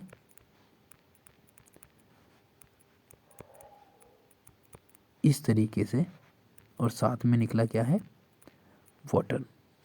और ये सा वाला हाइड्रोजन फिर से वापस इसी सल्फर के साथ चला गया तो ये बना लेता है यहाँ पर H2SO4 वंस अगेन, ठीक है। इसके बाद ये फिर से H2SO4 निकाल लेगा इस हाइड्रोजन को खाकर और हमारे पास ये मॉलिक्यूल बनकर आ गया, ठीक। यहाँ पर H2SO4 का काम है एज ए डिहाइड्रेटिंग एजेंट। ना मूविंग टूवर्ड के इसकी जो इलेक्ट्रॉन डॉट स्ट्रक्चर होगी वो कैसी होगी, तो मैं पहले ही बता चुका हूँ कि पहले तुमको एक फाइनल स्ट्रक्चर सिंपल वाली बना लेनी चाहिए। तो ये मेरे पास स्ट्रक्चर हो गई, इसका नाम होता है एथीन। एथ फोर 2 कार्बन और इन four double bond. Double bond अगर कहीं पर है तो वहाँ पर इन लगाते हैं और एथ का 4 2 कार्बन। ऑलराइट, अब देखो एक तो ये बनाओगे आप और एक कार्बन ये बनाओगे, फिर इलेक्ट्रॉन डॉट स्ट्रक्चर बना रहे हैं तो एक सर्किल और दूसरा सर्किल। जैसा कि हम जानते हैं कि कार्बन के आउटरमोस्ट शेल में 4 इलेक्ट्रॉन होते हैं, तो 1 2 3 और 4। जैसे डबल बॉन्ड है तो 2 इलेक्ट्रॉन पेयर शेयर होंगे, ऐसे ही 1 2 3 4, यानी कि 2 इलेक्ट्रॉन शेयर हो गए। तो हर एक कार्बन 2 इलेक्ट्रॉन शेयर करा है, दैट्स वाई यहाँ पे डबल बॉन्ड का फॉर्मेशन होगा, ठीक। उसके बाद बारी आती है हमारे अगले कंटेस्टेंट की, that is hydrogen. Hydrogen hydrogen hydrogen and also hydrogen, ये आ गया हाइड्रोजन, ठीक। इसमें जो हाइड्रोजन है उसके आउटरमोस्ट में 1 इलेक्ट्रॉन होता है, तो वो एक डॉट दे देगा, यहाँ पर एक डॉट, यहाँ पर एक डॉट और यहाँ पर एक डॉट। इस तरीके से हाइड्रोजन का डुप्लेट कंप्लीट हो गया और कार्बन का ऑक्टेट। तो 4 4 2 6 6 2 8, 4 4 2 6 6 2 8। इस तरीके से इसकी डॉट स्ट्रक्चर कंप्लीट हो जाती है। Now move to the next. क्या बोला इन्होंने, अगले में बोला इन्होंने कि what is the hydrogenation, explain it with the help of a chemical equation, state the role of this reaction in industry. Hydrogenation, the term, remember the term is very important. Hydrogenation, ठीक, ये रहा hydro और ये रहा जिनेशन। ठीक, hydrogenation. ऐसे ही term एक तुम सुनोगे हेलोजिनेशन। अभी क्लियर कर लेते हैं इसको। और हाइड्रेशन। ठीक, जब हाइड्रोजिनेशन की बारी आए तो हाइड्रोजिनेशन का मतलब होता है एडिशन ऑफ हाइड्रोजन। ठीक, हेलोजिनेशन का मतलब होता है addition of halogen. Let me make it clear. Halogen, halogen कौन होते हैं? Chlorine, bromine, fluorine, iodine. और हाइड्रेशन का मतलब होता है एडिशन ऑफ वाटर। वाटर। तो जब भी हाइड्रोजन ऐड हो रही है दैट्स मीन हम क्या बोलेंगे? हाइड्रेशन। और कार्बन के चैप्टर में एक प्रोसेस है हमारी, जैसे इंडस्ट्री लेवल पे जो वेजिटेबल ऑयल होते हैं, उनको वेजिटेबल फैट में कन्वर्ट करने के लिए, यानी कि उनको अनसेचुरेटेड से सेचुरेटेड बनाने के लिए, एक प्रोसेस की जाती है जिसको बोलते हैं हाइड्रोजिनेशन एट इंडस्ट्रियल लेवल। इस प्रोसेस में जैसे अगर कहीं पर किसी कंपाउंड के अंदर आपने पाया ये कुछ, इसे हम कौन सी कैटेगरी में रखें? ये हमारी एथीन है जो कि अनसेचुरेटेड है। ठीक है, क्योंकि इसके बीच में क्या है? डबल बॉन्ड है। सेचुरेटेड मतलब जिसमें सब में एक जैसे बॉन्ड हो, सिंगल बॉन्ड हो कार्बन के बीच। जब रिएक्ट करवाएंगे हम किससे? हाइड्रोजन गैस से। किसकी प्रेजेंस में करवा सकते हैं? देखो, पहली चीज़ होती है पीटी, दूसरी चीज़ होती है प्लेडियम, प्लेटिनम, प्लेडियम, और जो सबसे ज़्यादा इम्पोर्टेंट है वो है निकिल। निकिल में भी आता है रीने निकिल। ठीक, इन सब का जो यूज़ है यहाँ पर वो है एज ए कैटलिस्ट। ये रिएक्शन को कराने में हेल्प करते हैं, यानी कि रिएक्शन की जो कैटलिस्ट होते हैं दे इंक्रीजेस रेट ऑफ रिएक्शन। ठीक, तो जब ये हाइड्रोजन यहाँ जाएगा तो ये हाइड्रोजन के दो एटम टूट जाएंगे, और टूटने के बाद एक जुड़ेगा इस कार्बन पे और एक जुड़ेगा इस कार्बन पे, और हमको कुछ ऐसी स्ट्रक्चर नज़र आएगी।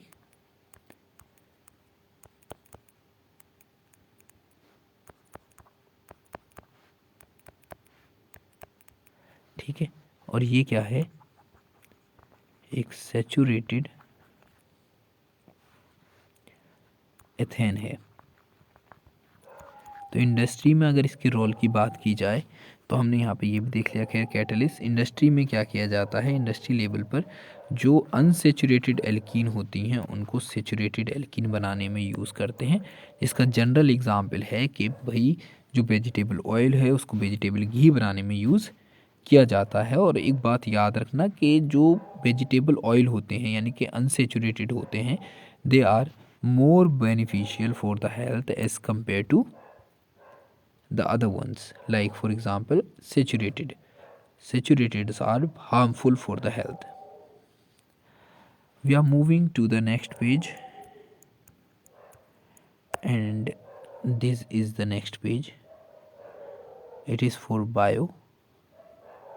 We discuss further what is meant by the resistant physics and in electric circuit। तो ये तो फिजिक्स का और है। अब आ जाते हैं हम यहाँ पर, ये है हमारी केस स्टडी। चलो जी, केस स्टडी निपटाते हैं। सबसे पहले तुमको क्या करना है? On the basis of the reactivity metals are grouped into 3 categories. Okay, metal of the reactivity, low reactivity जो सबसे नीचे आती हैं।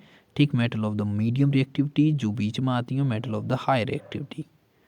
ठीक है, अब ये कह रहे हैं कि therefore metals are extracted in the pure form from their ores on the basis of their chemical properties. ठीक है, the metals of the high reactivity are extracted from their ore by the electrolysis of the molten ore. ठीक है, melting of the low reactivity are extracted from their sulfite ones, which are converted into their oxides. The oxides of these metals are reduced to metal by simply heating. बहुत बढ़िया। अब इन्होंने question number पहला पूछा है कि name the process of reduction used for a metal that gives vigorous reaction with air and water both. यानी कि ऐसी कोई मेटल है, name the process of reduction used for a metal. ऐसी कोई मेटल है जो कि मेटल एयर के साथ और वाटर के साथ विगरस रिएक्शन देती है। विगरस, जैसे ही नाम विगरस आए तो तुमको ये साउंड नहीं लग रहा जैसे कि जो मेटल्स टॉप पे रहती हैं, टॉप इन रिएक्टिविटी सीरीज, ठीक, और रिएक्टिविटी सीरीज में टॉप पर कौन सी रहती हैं? Metal with high reactivity. बहुत अच्छे, मेटल विद हाई रिएक्टिविटी। और जो मेटल विद हाई रिएक्टिविटी होती है उसके लिए इन्होंने खुद लिखा है यहाँ पर कि they use the process that is electrolysis. तो इनके एक्सट्रैक्शन के लिए प्रोसेस यूज़ होती है इलेक्ट्रोलाइसिस ऑफ मोल्टन और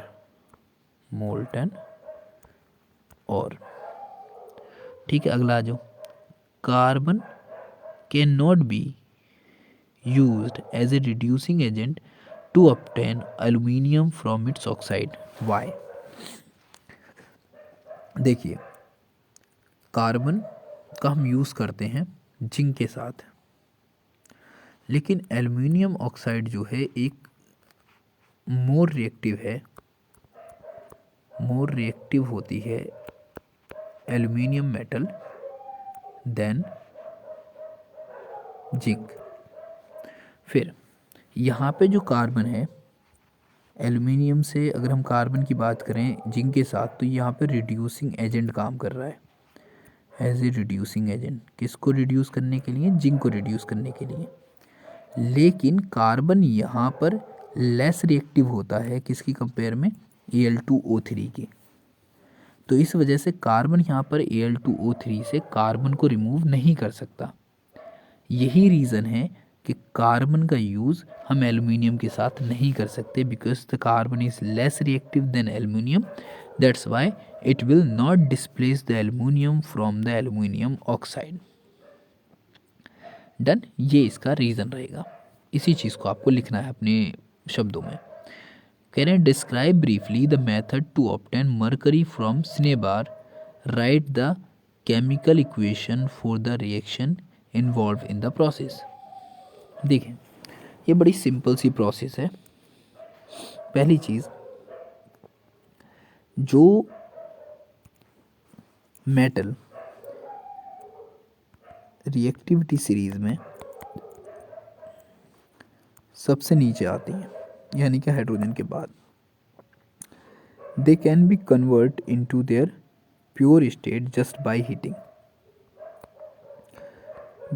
हीटिंग। अगर मैं बात करूँ सिनेबर की, तो इसका फॉर्मूला होता है HgS, यानी कि अगर हम बोलें मर्करी सेकेंड सल्फाइड, ठीक है, मर्करी सेकेंड सल्फाइड, यानी कि अगर हम HgS को ऑक्सीजन के साथ हीट करते हैं तो ये फॉर्मेशन करता है HgO प्लस, साथ में निकालता है ये SO2 गैस। तो अगर मैं यहाँ पर यूँ कर देता हूँ तो यहाँ पर ये 2 टाइम हो जाएगा और यहाँ पर हमारे पास ये भी 2 टाइम हो जाएगा। और अगर हम इसको फर्दर हीट करें HgO को, ठीक है, तो यहाँ पर मुझको मिलती है मरकरी, वो भी लिक्विड फॉर्म में, और साथ में निकलती है ऑक्सीजन गैस, वो गैसियस फॉर्म में। ठीक है, तो इस तरीके से इसका एक्सट्रैक्शन बड़ी आसानी से हो जाता है सिर्फ बाई हीटिंग। ये सारे काम क्या होते हैं, हीटिंग के थ्रू होते हैं। ठीक, यहाँ पर जो सल्फाइड से ऑक्साइड बन रहे हैं, ठीक, तो ये जो प्रोसेस होती है इसको बोलते हैं रोस्टिंग। रोस्टिंग, ठीक, रोस्टिंग के थ्रू ऑक्सीजन की अमाउंट की प्रेजेंस में और एक्सेस अमाउंट के प्रेजेंस में इसको हीट किया जाता है और ये हमको जर्नली क्या देता है, मरकरी प्रोवाइड कर देता है। क्लियर है? अगला देख लीजिए फिर, यहाँ तक हो गया। Mercury from cinnabar right the chemical equation for the reaction involve in the reaction. ठीक है, फिर है differentiate between roasting and calcination giving chemical equation for each. Okay, roasting and calcination. Okay, calcination, और इधर आ गई हमारी रोस्टिंग, एलओजी। कैल्सिनेशन जो होता है वो होता है कार्बोनेट्स का, जो भी कार्बोनेट्स ओर्स होती हैं उनका कैल्सिनेशन कराया जाता है, और जो भी सल्फाइड ओर्स होती हैं उनका रोस्टिंग कराया जाता है। इसमें एयर लिमिटेड होती है, लिमिटेड अमाउंट में प्रेजेंट होती है या लगभग लगभग ना के बराबर, लेकिन यहाँ पर एयर एक्सिस में होती है। ठीक है, तो पहली चीज़ कैल्सिनेशन में क्या होगी कि सपोज करें आपके पास कोई मेटल है जिंक कार्बोनेट, मैं इसको हीट करूँगा और ये बनाएगा जिंक ऑक्साइड प्लस साथ में बना लेगा CO2, और ये CO2 बाहर निकल गई। I am left with zinc oxide. ये होता है कैल्सिनेशन में। अब अगर बात करें किसकी, रोस्टिंग की, तो रोस्टिंग में क्या है, देखो, अगर मेरे पास ये जिंक सल्फाइड है, मैं ऑक्सीजन की प्रेजेंस में रिएक्शन करवाऊँगा और मेरी रिएक्शन के बाद क्या होगा, यहाँ पर ये हीटिंग का सिंबल होता है, इसको दिखाते हैं कि हम हीट कर रहे हैं। हमारे पास बनेगा जिंक ऑक्साइड और साथ में बनता है SO2। ठीक है, ये इस तरीके से हमारा बन के आ जाता है जिंक ऑक्साइड। तो दोनों का पर्पस क्या है कि चीज़ों को उनके ऑक्साइड की फॉर्म में लेकर आना। फिर जो ये ऑक्साइड बने हैं उसका क्या करा देते हैं कि जिंक ऑक्साइड लिया, कार्बन लिया, कार्बन ब्लैक, और इसको हीट किया तो हम देखेंगे कि जिंक हमारा अलग हो जाएगा और कार्बन मोनोऑक्साइड का फॉर्मेशन हो जाएगा, और इस तरीके से क्या करते हैं, हमारी प्रोसेस कंप्लीट हो जाती है और हमको जिंक मेटल मिल जाएगी। अगर इसको मुझे और भी प्योर करना है तो फिर मैं नेक्स्ट स्टेप पे जाऊंगा, और वो नेक्स्ट स्टेप जो है बहुत ज़्यादा सिंपल है। ठीक, उसमें क्या कराते हैं, प्योर मेटल का प्यूरिफिकेशन करा लेते हैं। यहाँ तक हमारे क्वेश्चन हो चुके हैं। ऑल ह्यूमंस, यानी कि ये आ गया हमारा biology. 30 student took out the concave lens, physics. फिर हम पहुँच गए एंड ऑफ द पेपर। तो डियर स्टूडेंट्स, आपने इस वीडियो में केमिस्ट्री का पूरा पोर्शन डन कर दिया है पूरे तरीके से, और मुझे लगता है कि आपको पता लगा होगा कि कितनी आसानी से हम इसको समझ सकते थे, इसके आंसर कर सकते थे, और कितनी इजीली क्वेश्चन के आंसर की अप्रोच यहाँ पर रही है। अगर आपको किसी भी चीज़ में कोई भी परेशानी आई हो तो you can contact me, you can contact me. इस टाइम हुआ है रात के 11:11। Vote a combination. और मेरा मोबाइल नंबर मैं पहले बता चुका हूँ, ये रहा मेरा मोबाइल नंबर 9634698729। ईमेल एड्रेस मेरा ये है अगर आपको किसी भी चीज़ में कोई भी प्रॉब्लम आ रही है तो आप मुझे ईमेल कर सकते हैं, आप मुझे टॉपिक भेज सकते हैं इस नंबर पर, मैं उसकी वीडियो बनाकर डाल दूँगा। Please share this video with your friends at least, क्योंकि अगर आपके लाइक्स और शेयर मुझे मिलेंगे तो that will motivate me to do more work. And thank you very much for being the part of this video. It was wonderful experience I shared with you। और अगर आप ऐसे ही 10-15 पेपर का practice करके जाते हैं एग्ज़ाम से पहले पहले, तो आई होप और मैं कॉन्फिडेंस के साथ कह सकता हूँ कि आप एक बहुत अच्छे मार्क्स स्कोर करेंगे। केमिस्ट्री सबसे ज़्यादा इजी पार्ट होता है, दैट्स वाई हमने इसको केमिस्ट्री से स्टार्ट किया, जिससे तुम इसके साथ बहुत अच्छे से फेमिलियर हो पाओ और बहुत बेहतर आप अपने एग्ज़ामिनेशन में परफॉर्म कर पाओ। God bless you, have a wonderful night and also day. Good bye.